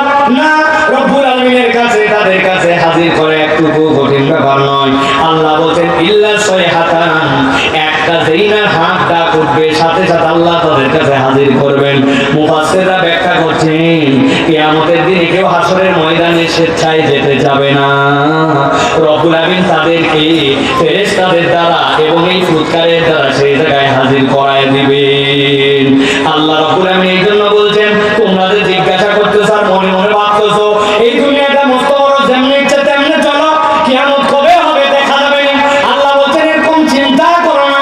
তাফসীরে তাবারীর ভিতরে আছে আল্লাহ জিজ্ঞাসা করেছেন এই আয়াতের দ্বারা মূলত ওয়ালা ইন সাআলতাহুম মান নাযালা মিনাস সামাই মান ফাহিয়া বিহিল আরদা মিন বাদি মাউতিহা লা ইয়াকুলুনা আল্লাহ। আল্লাহ বলছেন তোমার সামনেই তো তুমি জমি পড়ে থাকতে দেখো, জমির মধ্যে এমন ভাবে খটখটা, এর মধ্যে কিছু হওয়াই সম্ভব না মনে হয়, অথচ অবাক হয়ে দেখা যায় আসমান থেকে বৃষ্টি আসছে। কোথায় ছিল তার অঙ্কুর, কোথায় ছিল তার চারা? ময়দানটা ঘাসে ঘাসে ভরে গেছে। এমনও তো দেখা যায় যেইগুলা বিলের মধ্যে বিল শুকায় যায়, যেই না নতুন করে পানি আসে কোথা থেকে যেন রেণু আর কোনা এসে বিলকে বিল মাছ দিয়ে ভরে যায়। আল্লাহ বলছেন আসমান থেকে পানি দিয়ে যেই আল্লাহ এক মুহূর্তে তোমার সামনের জমিনকে জীবন দিয়ে দিতে পারেন, ওই আল্লাহর কাছে তুমি মৃত হওয়ার পরে হাজির করানো একটা শব্দের দ্বারা কোনো কঠিন বিষয় নয়। ঠিক কি না ভাই? এই দুনিয়াতে যদি আমরা দেখি আমাদের চলা, আমাদের লাইফস্টাইল, আমাদের যত ধরনের যা দেখতেছি এইগুলার মধ্যে যে এখন দৈন্যতা, এইগুলার মধ্যে যে উদাসীনতা, এটার অন্যতম কারণ আমাদের পরকালহীন জিন্দেগি। ঠিক কি না? এই জন্য সালাফরা উদাহরণ দিতেন। আমি আমার ভাষায় অনেক সময় বলি দুনিয়া লাগবে কি লাগবে না? দুনিয়া লাগবে কি না ভাই? দুনিয়া লাগবে, কিন্তু দুনিয়া লাগাতে যে যদি আমরা এমন আচরণ করি যে আমরা দুনিয়া আখিরাত উভয়টাই হারাই ফেলি তাহলে বড় বিপজ্জনক। এক লোক নাকি বলছে আই লাভ ইউ ওয়াটার। কি বলছে? একজন বলছে ব্যাকল মানুষ বলে আই লাভ ইউ ওয়াইফ, তুই বলিস আই লাভ ইউ ওয়াটার। বলছে না বলে উপায় আছে, আমি একজন জেলে মানুষ, আমি নৌকা চালাই পানিতে, আমি মাছ ধরি পানিতে, আমার জীবিকা সবগুলা পানিতে, আমার থেকে পানির মর্যাদা কে বোঝে? I love you water. এখন যেই লোকের কাছে এই কথা বলছে ওই একটু ঘাড় তেরা ছিল। ও বলছে ব্যাকল, যাকে তুই ভালোবাসিস ভালোবাসার লোকের সাথে মিলন হওয়া লাগে। তুই থাকিস এই কোণার মধ্যে উঠে বসে নৌকার মাথায়, আর পানি থাকে কত নিচে, তাহলে তোর সাথে ভালোবাসার মিলন হলো কেমনে? ওই কি করা লাগবে? এই ভক্ত হাতে একটা শাবল দিলাম, এই শাবল দিয়ে নৌকার তলা ফুটা কর। বলে ফুটা করলে কি হবে? গল গল করে পানি উঠবে, পানির সাথে তোর মিলন হবে। এইসব পানির প্রেমী ও কয়েক শাবল দিয়ে নৌকার তলার মধ্যে দিতে ফুটা করে, গল গল করে নৌকা দিয়ে পানি উঠতেছে, আর উপরে বসে থাকে উনি বলতেছে আই লাভ ইউ ওয়াটার। বুঝে থাকলে বলেন তো ভাই, নিজের নৌকার তলা ছিদ্র করে যদি বলে আমি পানিকে ভালোবাসি, তাহলে ওই নৌকা সহ, ওই লোক সহ, জাল সহ ডুববে না বাঁচবে? ভালো করে বুঝে রাখবেন, সারা জীবন উদাহরণটা মনে রাখবেন। সালাফরা বলতেছেন দুনিয়া তোমার লাগবে, কিন্তু তোমার যে অন্তর, ওই অন্তরটা যদি ফুটা করে ওর মধ্যে দুনিয়া ঢুকাও, তাহলে তোমার দুনিয়াও বরবাদ, আখিরাতও বরবাদ। রব্বানা আতিনা ফিদ দুনিয়া হাসানা, আল্লাহ শিখাইছেন। তবে এই হাসানাটা পরকাল মুখী, কখন অন্তর ছিদ্র করে দুনিয়াকে আশ্রয় দেওয়া যাবে না, ঠিক না? বলছি তো ঠিক, কিন্তু কাজের বেলায় গেলে তো ঠনঠনা ঠনঠন। নিজের দোকানে সব মাল হালাল বৈধ, কিন্তু এমন দুনিয়াদার বলতেছে ভাই আপনার মতো সেনা লোক বলে কেনা দামে দিলেন। জীবনে দেখে নাই, ওরে বলছে সেনা লোক। দাম দিচ্ছে 500 টাকা বেশি, বলছে কেনা দামে দিলাম। হালাল মাল সেনা লোক কেনা দামে বলে হারাম ব্যবসা করে। এরকম লোক গাজীপুর কাশিমপুরে নাই, আছে? আরো বলে কি, আপনি আমার বোনের কাস্টমার, সকাল 11টা, এর আগে 30টা কাস্টমার গেছে বিক্রির জন্য, বলছে বোনের কাস্টমার মানে প্রথম কাস্টমার। এই জন্য ভাই আপনাকে যেমন মৃত্যু হালাল মাল 2 নম্বর করে, তাহলে ওর অন্তর দুনিয়া ঢুকছে, মাল হালাল, লোক হালাল, কিন্তু তার কার্যক্রমটা হারাম। এরকম লোক আছে কিনা? বুঝে বলেন, আছে কিনা? এত বড় দাড়িওয়ালা ছিলেন, এত বড় দাড়িওয়ালা, সুন্দর জুব্বা পরা লোক, আহা আপনি জানেন না কি অবস্থা। মুরব্বীর কাছে একজন গেছে, যাওয়ার পরে বলছে চাচা বড় বিপদে পড়ছে, 1000 টাকা হাওলাত দেন। বলছে ব্যাগ কল, হাতে টাকা নেই সব। বলছে চাচা বিরাট বিপদে আছি, আমার সন্তান অসুস্থ, একটু ডাক্তার দেখানো লাগে। বলতেছে বললাম হাতে টাকা নেই। খানিকক্ষণ পরে বলছে চাচা আপনি ভুল বুঝছেন, আজকে সোমবার দিন 1000 দেন, আল্লাহ বাঁচালে আগামী শুক্রবার দিন 1250 রিটার্ন। বলছে বেকুব কোথাকার, মানুষের হাতের টাকা থাকে নাকি, বাড়ির চল। বাড়িতে নিয়ে গেছে, বাড়িতে নিয়ে 1000 টাকা বের করে দিয়েছে, দিয়ে বলছে লাগলে আরো বল, তো চাষিও কিন্তু এই ব্যবসা করে, তবে যা করবি তাড়াতাড়ি কর। মাগরিবের আযান হয়ে গেছে, আমি কিন্তু জামাতে নামাজ পড়ব। আসরের নামাজ পড়ে আসে দাদনে সুদে টাকা লাগায়া মাগরিবের নামাজ আবার জামাতে পড়তে চায়। এত বড় দাড়িওয়ালা টুপিওয়ালা আব্দুল্লাহ আব্দুর রহমান নামধারী এরকম মুসলমান আছে কি না? আপনাদের এলাকাও আছে? আমার আল্লাহ রাব্বুল আলামিন বলছেন ইন কানাত ইল্লা সাইহাতান ওয়াহিদাতান ফাইদা হুম জামিউল লাদাইনা মুহতারুন। এই বান্দা একটা শব্দের মাধ্যমে আমার সামনে তোকে হাজির করব, আর তুই আমার হুকুম না মেনে ধান্দাবাজি করে দুনিয়ায় পার পাইছিস। দুনিয়া তোর কয়দিনের রে, পালায় গেছিস না হয় এখন দুনিয়া ছেড়ে, বাংলাদেশ ছাড়া ওই পারে, কিন্তু কবর থেকে পালানোর সুযোগ আছে না।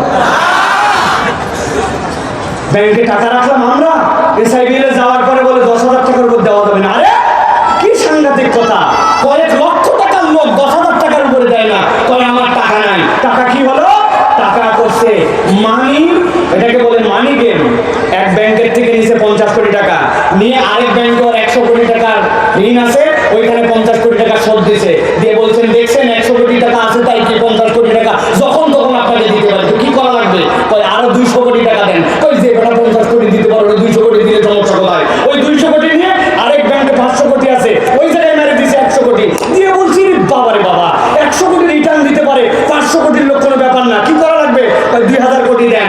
এরকম করে মানি গেম খেলে দেশের টাকা সবগুলা পাচার করে দিয়ে এখন দেশে নাই, মনে করছে বাপ রে বাপ দেশের বাইরে, ধরা ছোঁয়ার বাইরে।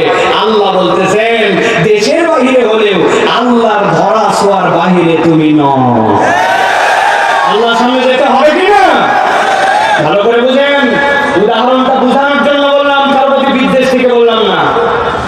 ভালো করে চলেন, সামনের আয়াত 4টা আয়াত আর বলবো, গভীর মনোযোগ খেয়াল করেন। আল্লাহ বলছেন ফালিয়াউমা লা তুযলামু নাফসুন শাইআন ওয়া লা তুজজাউনা ইল্লা মা কুনতুম তা'লামুন।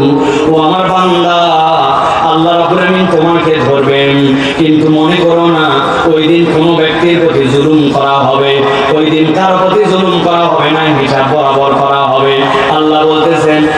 তুজজাউনা ইল্লা মা কুনতুম তা'মালুন। তুমি যা করছো রব্বুল আমিনের কাছে ওই দিন রিওয়ার্ড দিয়ে দেওয়া হবে। মাল্টিপ্যাক্সের মাহফিল, আসমান থেকে টপ টপ করে বৃষ্টি পড়ছিল, বাড়ির মধ্যে যে শুয়ে পড়তে পারতাম, কিন্তু এই কোরআনকে মহব্বত করে মাঠের মধ্যে বসেছিলাম। আমার নবী বলছেন জান্নাতে যখন মানুষ যাবে, যাওয়ার পরে একদল লোক দেখার পরে বলবে, ওরে ভাই তোমাকে তো আমি চিনতাম, কিন্তু জান্নাতে তোমার এত মর্যাদা কেমনে হলো? ওই মানুষগুলা বলবে, ভাই জান্নাতে একই জান্নাতে থাকার পর আমার মর্যাদা কেন হয়েছে জানো নাকি? দুনিয়ার বুকে মাজালিস জিকির ছিল, কোরআনের মাজলিস ছিল, আমি তাতে রাত কামড়ায়া আমার সময়কে উপেক্ষা করে আমি কোরআনের মজলিসে বসতাম, আমি মাজালিস জিকিরে বসতাম। আল্লাহ নবীর কথা যেখানে হতো ওই জিকিরগুলো আমি গ্রহণ করার চেষ্টা করতাম। আমার অন্য কোনো আমলে নয়, কেবল ওই সময় বিনিয়োগ করার কারণে রব্বুল আমিন আজকে আমাকে জান্নাতে এই মর্যাদা দিয়ে দিয়েছে। সুবহানাল্লাহ। আল্লাহ রাব্বুল আমিন এই জন্য বলছেন, ইন্না সাহাবাল জান্নাতিল ইয়াউমা ফি শুগুলিন ফাকিহুন হুম ওয়া আযওয়াজুহুম ফি যিলালিন আলাল আরাইকি মুত্তাকিউন।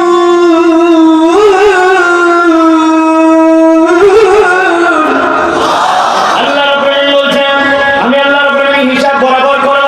তবে রাব্বুল আমিন জানাচ্ছেন, ইন্না সাহাবাল জান্নাতিল ইয়াউমা ফি শুগুলিন ফাকিহুন। সুবহানাল্লাহ।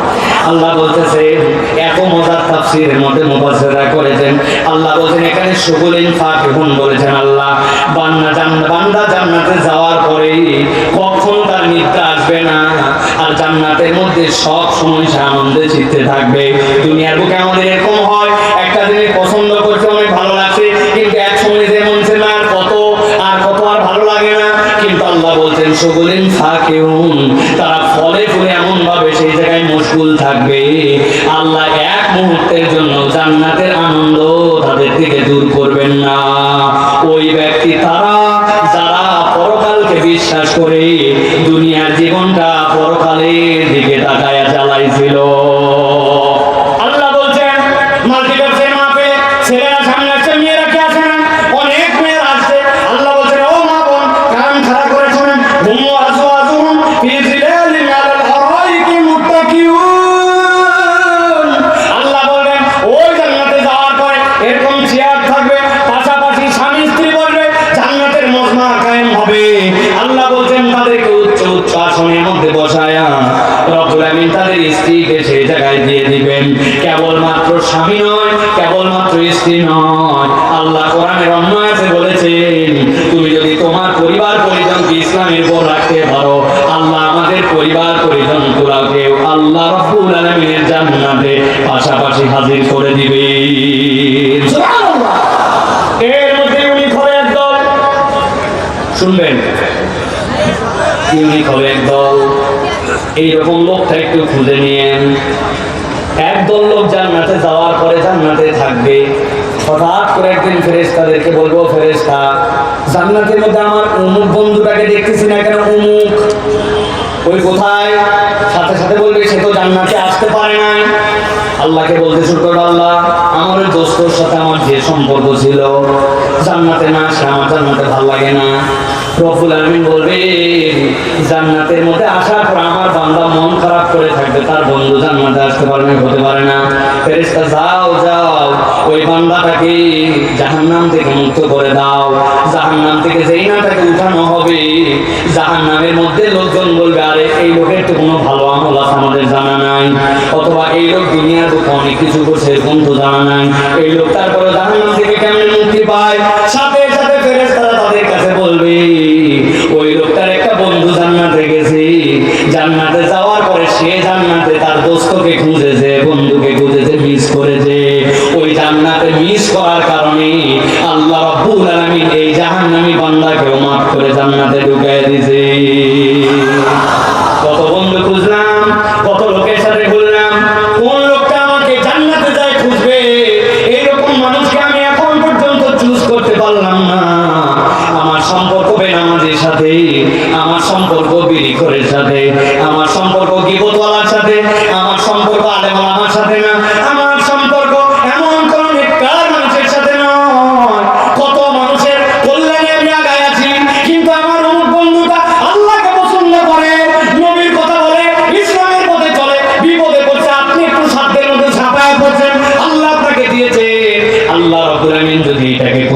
করে নেন, ওই জান্নাতে যাওয়ার পরে কিন্তু এরকম বন্ধু আপনাকে খুঁজে নিতে পারে। বলেন তো একটু চিৎকার করে, আমাদের এরকম বন্ধু থাকার দরকার আছে কিনা? কথা বলতে হবে, আছে কিনা? দাঁড়ায় দাঁড়া আছে কিনা? কিন্তু বাঙালি বড় চালাক, গভীর চালাক। যেই না আপনি বলবেন এরকম বন্ধু ছাড়া তোমার থাকতে হবে, মন খারাপ করেছে আমাদেরকে বলে হুজুর সমাজটা শেষ হয়ে গেছে, এরকম লোক আর নাই, ভালো মানুষ আর খুঁজে পাওয়া যায় না কিনা? যারা এই কথা বলে একটা আউট নাম্বার 1 বলবেন হুজুর এত বড় কথা আপনি বললেন ছোট মুখে। আমি এই জন্যই কথা বলি, আপনি বলেন লোক পাওয়া যায় না, এরকম লোক কোথায় পাবো? আমার বক্তব্য হচ্ছে আপনার লোক খোঁজা লাগবে কেন? আপনি আমি যদি এরকম লোক হয়ে যাই তাহলে তো অন্যজন আমাদেরকে খুঁজে পায়, নিজে হবে না অন্যকে খোঁজে। আছে কিনা? আজকের থেকে চিন্তা করেন তাহলে আমার পরিবর্তন দরকার। রব্বুল আলামিন প্রত্যেকটা কথা, প্রত্যেকটা বিষয়ে রব্বুল আলামিন হিসাব দিবেন, জুলুম করবেন না। আল্লাহ রব্বুল আলামিন বলছেন ওই দিন তোমাকে পুরস্কারও দেওয়া হবে, ওয়ালা তুজজাউনা ইল্লা মা কুনতুম তা'মালুন। তুমি যা করেছো সবগুলা পুরস্কার আল্লাহ রব্বুল আলামিন তোমাকে দিয়ে দিবেন। তাহলে আজকের থেকে একটা শপথ করতে পারি কিনা, আমাদের মুখ থাকবে কিন্তু আমরা আজকের থেকে আর মিথ্যা কথা বলবো না। রাজি আছেন? মুখ থাকবে আমাদের, মুখ দিয়ে আমরা গালিগালাজ করবো না। রাজি আছেন? গালি না দিলে আবার কেমনে ঢাকার লোক চলে? এই যে ওইখানে গালি দিতে তোমার মধ্যে এই শুয়োরের বাচ্চা হুজুর উঠে গেল, তুই কখন বাজে থাকবি? কথায় কথায় আমরা গালি দিই, কথায় কথায় আমরা মুখ খারাপ করি, শালা বেটা বলি, নিজের আপন স্ত্রীকে অনেক সময় মাথা গরম হয়ে গেলে ময়াকার গয়ে দীর্ঘই বলি। বানান করে দিব না ভাই?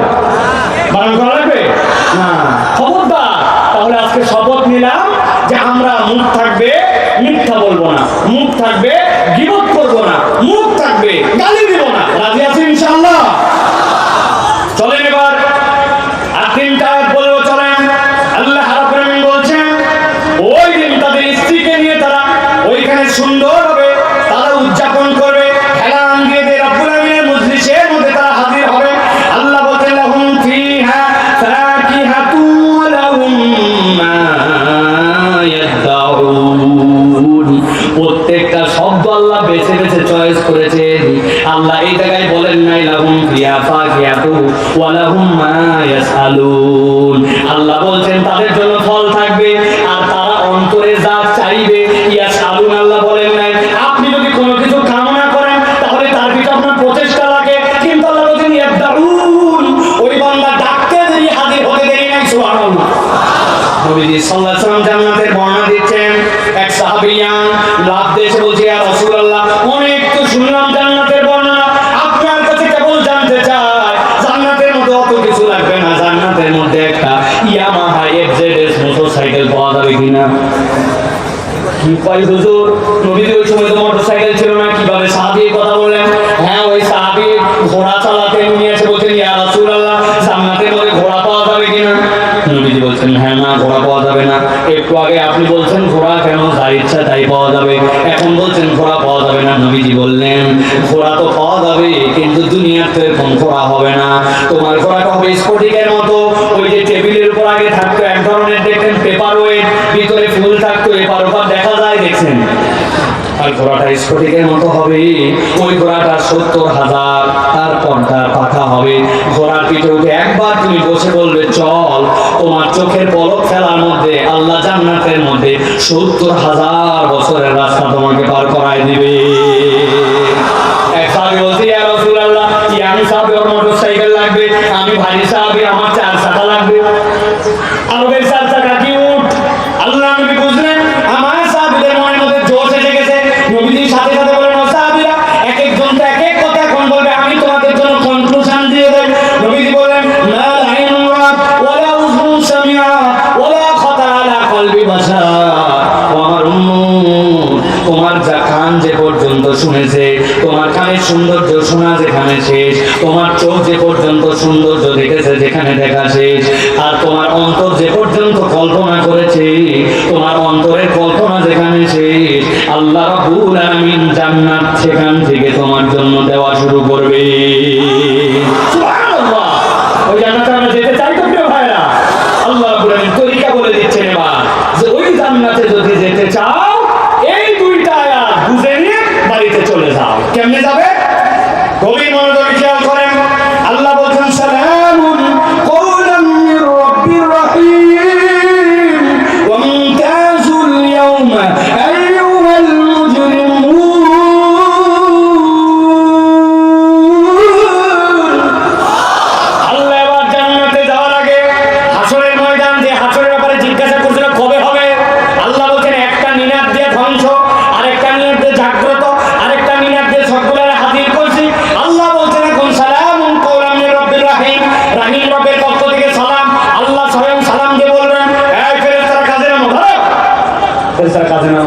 তারা সবগুলো রেডি হয়ে গেছে, ধরো বলছেন আল্লাহ। কাদেরকে ধরো? আল্লাহ বলছেন মুমতাজুল ইয়াউমা আইয়ুহাল মুজরিমুন, দুনিয়ার বুকে অপরাধী আর ভালো বান্দা সবগুলা ওসমিস করেছিল, কিন্তু ওই দিন যাওয়ার পরে আল্লাহর নেককার বান্দা আর বদকার বান্দাদেরকে আল্লাহ আলাদা করে দিবে। আল্লাহু আকবার। নামাজ কম পড়ছে আর বেশি পড়ছে, আল্লাহকে মানছে আল্লাহকে মানে নাই, সকলেই সূর্যের রশ্মি পেয়েছে, সকলেই অক্সিজেন পেয়েছে, আল্লাহ বলবেন কম করেন নাই, কিন্তু আল্লাহ বলবেন আজকে আলাদা করো। মুমতাজুল ইয়াউমা আইয়ুহাল মুজরিমুন, আজকে যারা মুজরিম তাদেরকে আলাদা করো, আর আজকে যারা ভালো বান্দা তাদেরকে আলাদা করে দাও। এরপর আল্লাহ রাব্বুল আলামিন জিজ্ঞাসা করবেন আপনাদের কাছে, আমাদের কাছে আল্লাহ রাব্বুল আলামিন জিজ্ঞাসা করাচ্ছেন। মুফাসসিররা ব্যাখ্যা করছেন সালামুন কওলাম মির রাব্বির রহিম বলার নাম কারণ কি? আল্লাহ নিজেকে রাহিম রব বললেন কেন? আল্লাহ রাব্বুল আলামিন ওই দিন ঈমানদারদেরকে স্পেশাল নিয়ামত দিয়ে আলাদা করবেন, আর আল্লাহ যখন আলাদা করবেন মুজরিমদের কাছে তখন জিজ্ঞাসা করবেন আলাম আহাদ ইলাইকুম ইয়া বানি আদম আল্লা তা'বুদুশ শাইতান ইন্নাহু লাকুম আদুউম মুবিন। আল্লাহ কি জিজ্ঞাসা করছেন? আমার শেষ আয়াত, গভীর মনোযোগ দেন, ঠান্ডা মাথায় বুঝেন। আল্লাহ বলছেন আলাম আহাদ ইলাইকুম, আমি কি তোমাদের কাছ থেকে ওয়াদা নিয়েছিলাম না? আমি কি তোমাদের কাছে বার্তা পরিষ্কার করি নাই? আমি কি তোমাদেরকে জানাই নাই? কি জানাই নাই? আল্লাহ রাব্বুল আলামিন বলছেন আল্লাহ তা'বুদুশ শাইতান, তোমরা খবরদার খবরদার কেউ শয়তানের উপাসনা করবে না। আমি জিজ্ঞাসা করব, একটা জবান বন্ধ থাকবে না, সবগুলো মুখ দিয়ে উচ্চারণ করতে হবে। বলেন তো আমরা এখানে কেউ শয়তানের ইবাদত করি? সবাই বলেন শয়তানের ইবাদত করি। এবার জিজ্ঞাসা করব, বলেন তো যারা আমাদের হিন্দু ভাই আছে সনাতন ধর্মাবলম্বী, ওরাও যে পূজা পার্বণ করে, ওদেরকে যাই যদি বলেন তোমরা কি শয়তানের ইবাদত করো, হিন্দুরা কি বলবে নাকি শয়তানের ইবাদত করে? যদি খ্রিস্টান ভাইদের কাছে যাই বলেন তোমরা যে চার্চে যাও তোমরা তো শয়তানের ইবাদত করো, ও কি স্বীকার করবে আমি শয়তানের ইবাদত করি? তাহলে মুসলমানও বলতেছে আমি শয়তানের ইবাদত করি না। আবার যেই ব্যক্তি খ্রিস্টান সেও বলে শয়তানের ইবাদত করি না, আবার যেই ব্যক্তি হিন্দু বলে সেও শয়তানের ইবাদত করি না।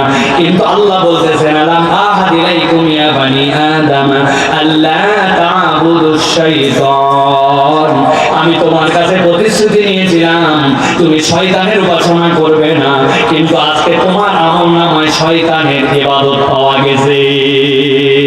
মুফাসসিররা বলেন সূরা ইয়াসিনের রূহ হচ্ছে দুইটা কথা, এইটা হচ্ছে একটা, আর শেষ আয়াত যেটা আল্লাহ রাব্বুল আলামিন বলেছেন সেইটা ইদা আরাদা শাইআন ইয়াকুলা লাহু কুন ফায়াকুন। ইয়াসিন অনেক বড়, কিন্তু ইয়াসিনের মূল কথা দুইটা, তার মধ্যে একটা হচ্ছে আল্লাহ তা'বুদুশ শাইতান, শয়তানের উপাসনা তোমরা করবে না। আমরা কেউ বলি না শয়তানের উপাসনা করি, কিন্তু আল্লাহ বলছেন শয়তানের উপাসনা হয়। এর দ্বারা বোঝা যায় আমাদের কাছে অনেকের কাছে ইবাদতের কনসেপ্টটাই ক্লিয়ার নয়, ঠিক না? ইবাদত কাকে বলে? এক মিনিট গভীর মনোযোগে বুঝেন।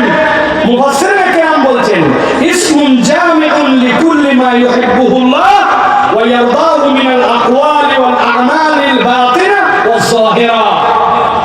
আমল আর ইবাদত বুঝো, ইবাদত হচ্ছে ওইটা যেইটা আল্লাহ রাব্বুল আলামিন পছন্দ করেন, কাজ কথা প্রকাশ্য অপ্রকাশ্য আল্লাহ সন্তুষ্ট হন এরকম কাজ কথা প্রকাশ্য অপ্রকাশ্য, এইটা বান্দা যখন আল্লাহর জন্য ডেডিকেটেড করে ওইটার নাম হচ্ছে ইবাদত।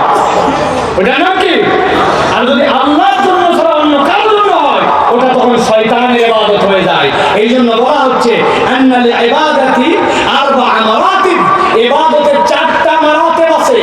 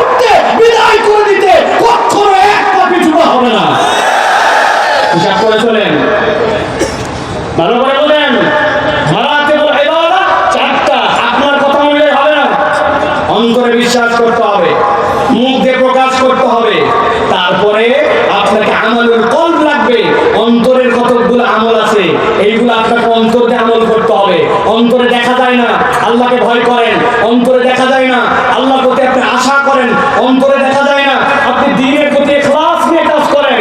মাল্টিফ্যাক্ট চিন্তা করছে এত বড় একটা প্রতিষ্ঠান, একটা ওয়াজ না দিলে হয়, আমাদের ইজ্জত থাকে বছরে, ওই জন্য একটা দিয়ে দেখালাম, দেখ কত বড় আয়োজন করি। আল্লাহ মাফ করুন, ওনাদের অন্তরে এইটা নাই, কিন্তু এইটা কি অন্তর ছাড়া বাহির দিয়ে দেখানো যায়? এটা অন্তরের। এই জন্য ইবাদতের অংশটা বোঝেন, কওলুল কলব, কওলুল লিসান, আমালুল কলব, আল আমালুল জাওয়ারিহ। আপনার জন্য প্রকাশ্য আমলও আপনাকে করতে হবে। আমার সালাতের হিসাব আমি দিলে এত সোজা কথা নয়। আপনাকে সালাত প্রকাশ্য ইবাদত, সালাত করতে হবে। জিহাদ প্রকাশ্য ইবাদত, জিহাদ করতে হবে। ইহসান ইলাল খালক, মানুষের প্রতি দয়াদ্র দেখানো, এটা দেখানোর আপনাকে দেখাতে হবে। এই চারটা সমষ্টির নাম হচ্ছে ইবাদত। আল্লাহ বলছেন, আমি তোমাকে বলছিলাম না আল্লাহর ইবাদত ছাড়া শয়তানের ইবাদত করবে না? এখন যে এই চারটার বাইরে যাবে ইবাদত করবে, কিন্তু ওইটা শয়তানের হয়। নামাজ পড়তেছে উপরে, কিন্তু ভাবতেছে আমি নেতা মানুষ, যদি নামাজ না পড়ি মানুষ বলবে বেনামাজি, ভোট দিবে না। উনি আল্লাহর জন্য নামাজ পড়ে না, নামাজ পড়ে ভোটের জন্য। তাহলে ওইটাকে ইখলাস থাকলো না। তাহলে আপনি বিশ্বাস করছেন, কওলুল কলব আছে, আপনার কওলুল লিসানও আছে, কিন্তু আপনার ইখলাস হয় না আমলের মধ্যে। অতএব আমালুল জাওয়ারিহ এবং আমালুল কলব, এই জিনিসটা বুঝে নিতে হবে। আল্লাহ রাব্বুল আলামিন এই জন্য বলছেন, আলাম আহাদ ইলাইকুম ইয়া বানি আদম আল্লা তা'বুদুশ শাইতান। খবরদার, শয়তানের ইবাদত করা যাবে না। আল্লাহ ছাড়া যা কিছু ওইগুলো শয়তানের জন্য আপনার। এই জন্য আল্লাহ রাব্বুল আলামিন বলছেন, ইন্নাহু লাকুম আদুউম মুবিন। শেষ কথা আজকে, শয়তান হচ্ছে তোমাদের জন্য প্রকাশ্য শত্রু। কেমন শত্রু? মুখ দিয়ে উচ্চারণ করে বলেন, কেমন শত্রু? সবাই বলে নাই, লাস্ট চান্স দিলাম, শয়তান কেমন শত্রু? এই কথা এমনি এমনি জোরে বলাই নাই। শয়তান প্রকাশ্য শত্রু বলছি। কারা কারা এবার শয়তান দেখছেন হাত তোলেন। কেবল বললেন আপনি প্রকাশ্য শত্রু। প্রকাশ্য শত্রু মধ্যে দেখা লাগবে, এটার মানে বুঝতে হবে, এটার মানে বুঝতে হবে। আমি ছোট্ট একটা উদাহরণ দিয়ে কথা শেষ করি প্রিয় ভাইরা। কথা আর অনেক ছিল, কিন্তু রাত গভীর হয়ে গেছে, 12টার কাছাকাছি, আর কথা বলা উচিত হবে না, এই জন্য শেষ করে দিচ্ছি। তাছাড়া কথা আরো ছিল। রাসূলুল্লাহ সাল্লাল্লাহু আলাইহি ওয়াসাল্লামের সাহাবীটিকে আলামা হাদিরাইকুম, এরপর আল্লাহ রাব্বুল আলামিন যে বলেছেন ওয়ানি হুদুনি হাযা সিরাতুল মুস্তাকিম, হযরত আয়েশা সিদ্দিকা রাদিয়াল্লাহু তাআলা আনহা কোরআনের 10টা আয়াত দিয়ে এই আয়াতের তাফসীর করছেন, একটু লিখে আনছিলাম, কিন্তু অতদূর যাব না। শয়তান প্রকাশ্য শত্রু মানে কি? পানিটা বোঝেন। আপনার এলাকায় পুকুর ছেঁচে, মাঝে মাঝে পুকুর ছেঁচে না ভাই, পুকুর ছেঁচেছে, মাছ টাছ ধরার পরে এরপরে লোকটার মন বড়, আহমেদ বাবাইয়ের মতো করে দিল দরিয়া মানুষ, বিরাট বড় পুকুর, চিন্তা করছে বহুত মাছ পাইছি, এখন কাদা আর কাদা পুরাটা। বুঝে থাকলে বলবেন, এখানে বিভিন্ন জায়গার বাংলাদেশের মানুষ আছেন, পুকুরে আর কোনো পানি নাই, মাছও চোখে দেখা যায় না, খালি কাদা ক্যাটকেটা। বলেন তো এখনো কিছু মাছ ধরা বাকি আছে না? বাবা, সবাই জানে দেখি কি মাছ আছে ভাই? বাংলা শোল আছে কিছু, টাকি আছে কিছু, গুছি আছে কিছু। কথা বলেন। এখন সবাই মিলে ছেড়ে দিছে, ছেড়ে দেওয়ার পরে সবাই এখন যাওয়ার পরে হাসতায় হুস্তায় মাছ ধরতেছে। 10 বন্ধু মিলে মাছ ধরে, অনেকেই গুছি তুলে, তারা বান তুলে, অনেকেই ওর মধ্যে থেকে বান তুলে, আর এক দোস্তর কপালে কোনো মাছই নেই। অনেকক্ষণ মন খারাপ, আর যারাই মাছ তোলে মাছ আঙ্গুল দিয়ে কাদা মুছে একটু ঝাড়া দিয়ে দেখায়, ওই দোস্ত অনেকক্ষণ পরে নিচে হাত দিছে, হাত দিয়ে ধরছে, যে ধরে বলতেছে আল্লাহ যে এতক্ষণ দেয় নাই, ভালোই করছে, কারণ তোরা এতক্ষণ যা ধরছিস আর আমি যে গোছ ধরছি, এতে বুঝছি তোদের 10টার সমান আমার একটা। এখন চিন্তা করছে এতক্ষণ ওরে দেখায় যারা মাছ দেখায় ওরে মজা নিছে, ওর তো মনের মধ্যে ঝাল আছে, ও এখন মাছ তোলার আগেই ধরে বলতেছে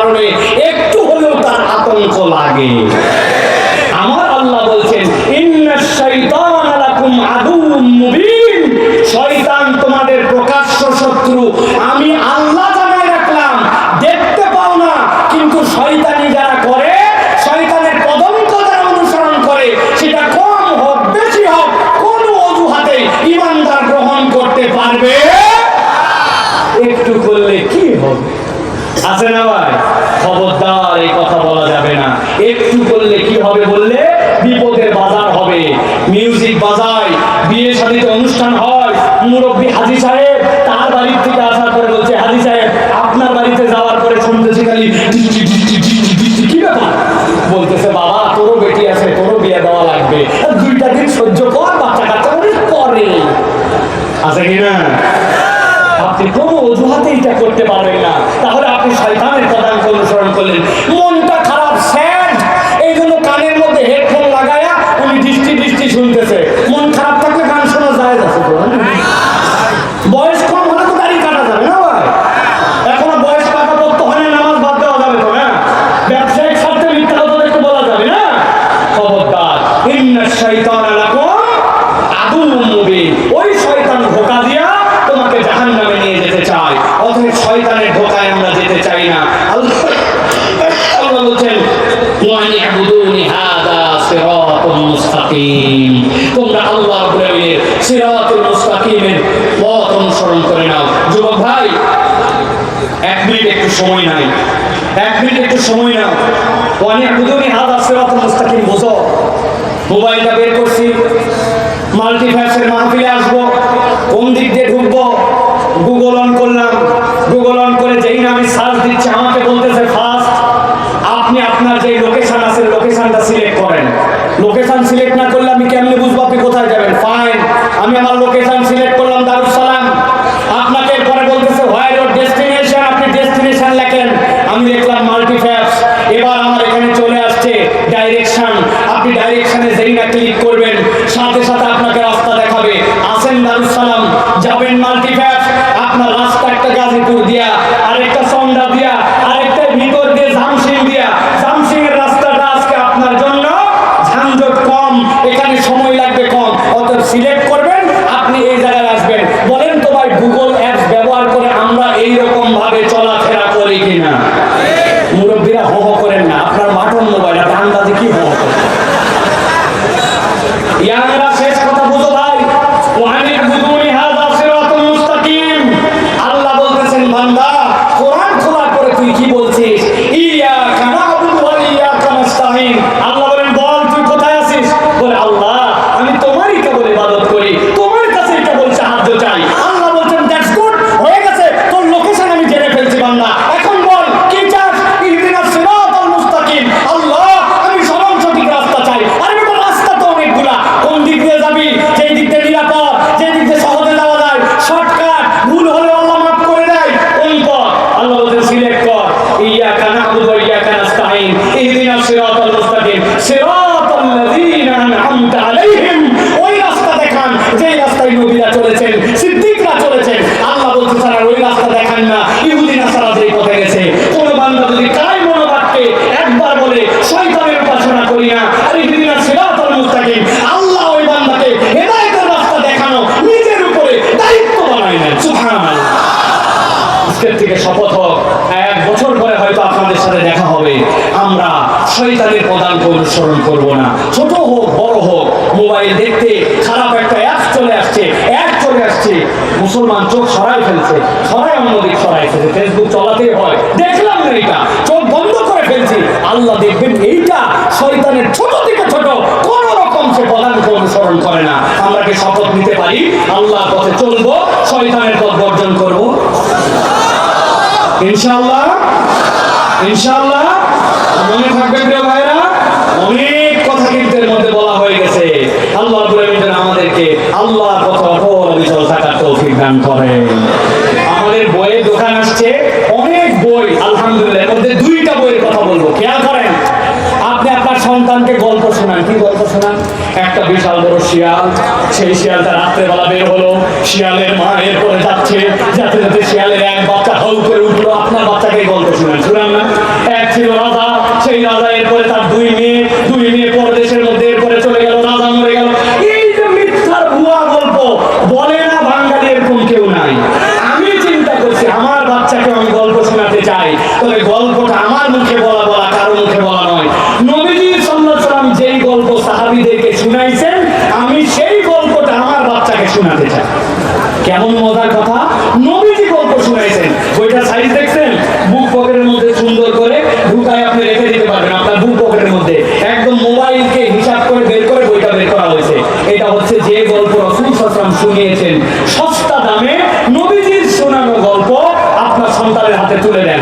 আরেকটা বই আছে, উম্মতের তালিকায় নাম কাটা যাবে।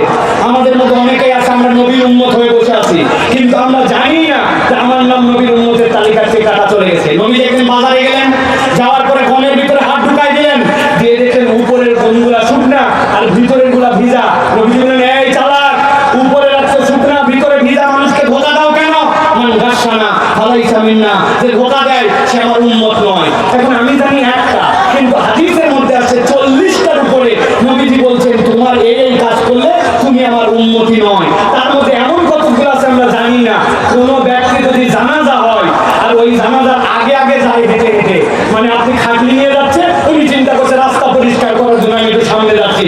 কেউ যদি জানাজার খাটলির আগেও যায়, নবী বলছেন সে আমার উম্মত নয়। জানেনই না এরকম।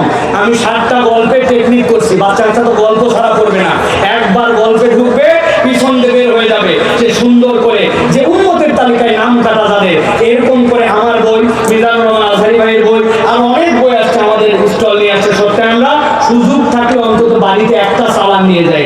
এই মাহফিলে তো টাকা কালেকশন করা হয় না, সবগুলো মাল্টিপ্লাস ব্যয় করে। তো পকেটের থেকে আল্লাহর রাস্তায় 2-1টা বই সন্তানের জন্য নেওয়ার জন্য চেষ্টা করবেন। আল্লাহ রাব্বুল আলামিন কবুল করেন। আজকের মাহফিলকে আল্লাহ কবুল করেন, বলেন আল্লাহুম্মা আমিন। আজকের আশা পোশাক আল্লাহ কবুল করেন, বলেন আল্লাহুম্মা আমিন। আজকের অনন্য আয়োজনকে আল্লাহ কবুল করেন, বলেন আল্লাহুম্মা আমিন। আল্লাহ আমাদের যাবতীয় বিপদ আপদ বালা মুসিবত দূর করে দেন, বলেন আল্লাহুম্মা আমিন। আমাদের যারা কবরে চলে গেছে আল্লাহ তাদেরকে মাফ করে দেন, বলেন আল্লাহুম্মা আমিন। মেজবা ফারুক ভাই আব্বা অত্যন্ত সজ্জন নেককার মানুষ ছিলেন, কবরে চলে গেছেন, আল্লাহ রাব্বুল আলামিন তাকে মাফ করে দেন। আমাদের আব্বা আম্মা যারা কবরে গেছেন মাফ করে দেন। আমাদের যার জামানের নিয়ে খাওয়ায় তা আল্লাহ পূরণ করে দেন, বলেন আল্লাহুম্মা আমিন। আমাদের পরিবারের মধ্যে সুখ শান্তি আল্লাহ দিয়ে দেন, বলেন আল্লাহুম্মা আমিন। আমাদের সন্তানদের যারা আমাদের অবাধ্য আল্লাহ তাদেরকে বাধ্য করে দেন। আমাদের দেশকে আল্লাহ রাব্বুল আলামিন সুস্থ স্বাভাবিক করে দেন। আল্লাহ আমাদের ব্যবসার মধ্যে, হালাল ব্যবসার মধ্যে অজস্র অজস্র বারাকা দান করে দেন। আমার মিডিয়ার কর্মী যারা আসছে আল্লাহ এদেরকে হালাল রুজিতে আল্লাহ বরকত দিয়ে দেন। রাস্তাঘাটে চলাফেরা করে আল্লাহ তাদেরকে নিরাপত্তার সাথে যাওয়ার তৌফিক দিয়ে দেন। দুনিয়ার কারো মুখাপেক্ষি করবেন না, যেই কথা শুনলো আগে আমল করে এইগুলা বিশ্বময় ছড়িয়ে দেওয়ার মতো তাদের মন মানসিকতা আল্লাহ দান করেন, বলেন আল্লাহুম্মা আমিন। এবার আমরা মাসনুন তরিকায় আজকে আমরা দোয়া করে আমরা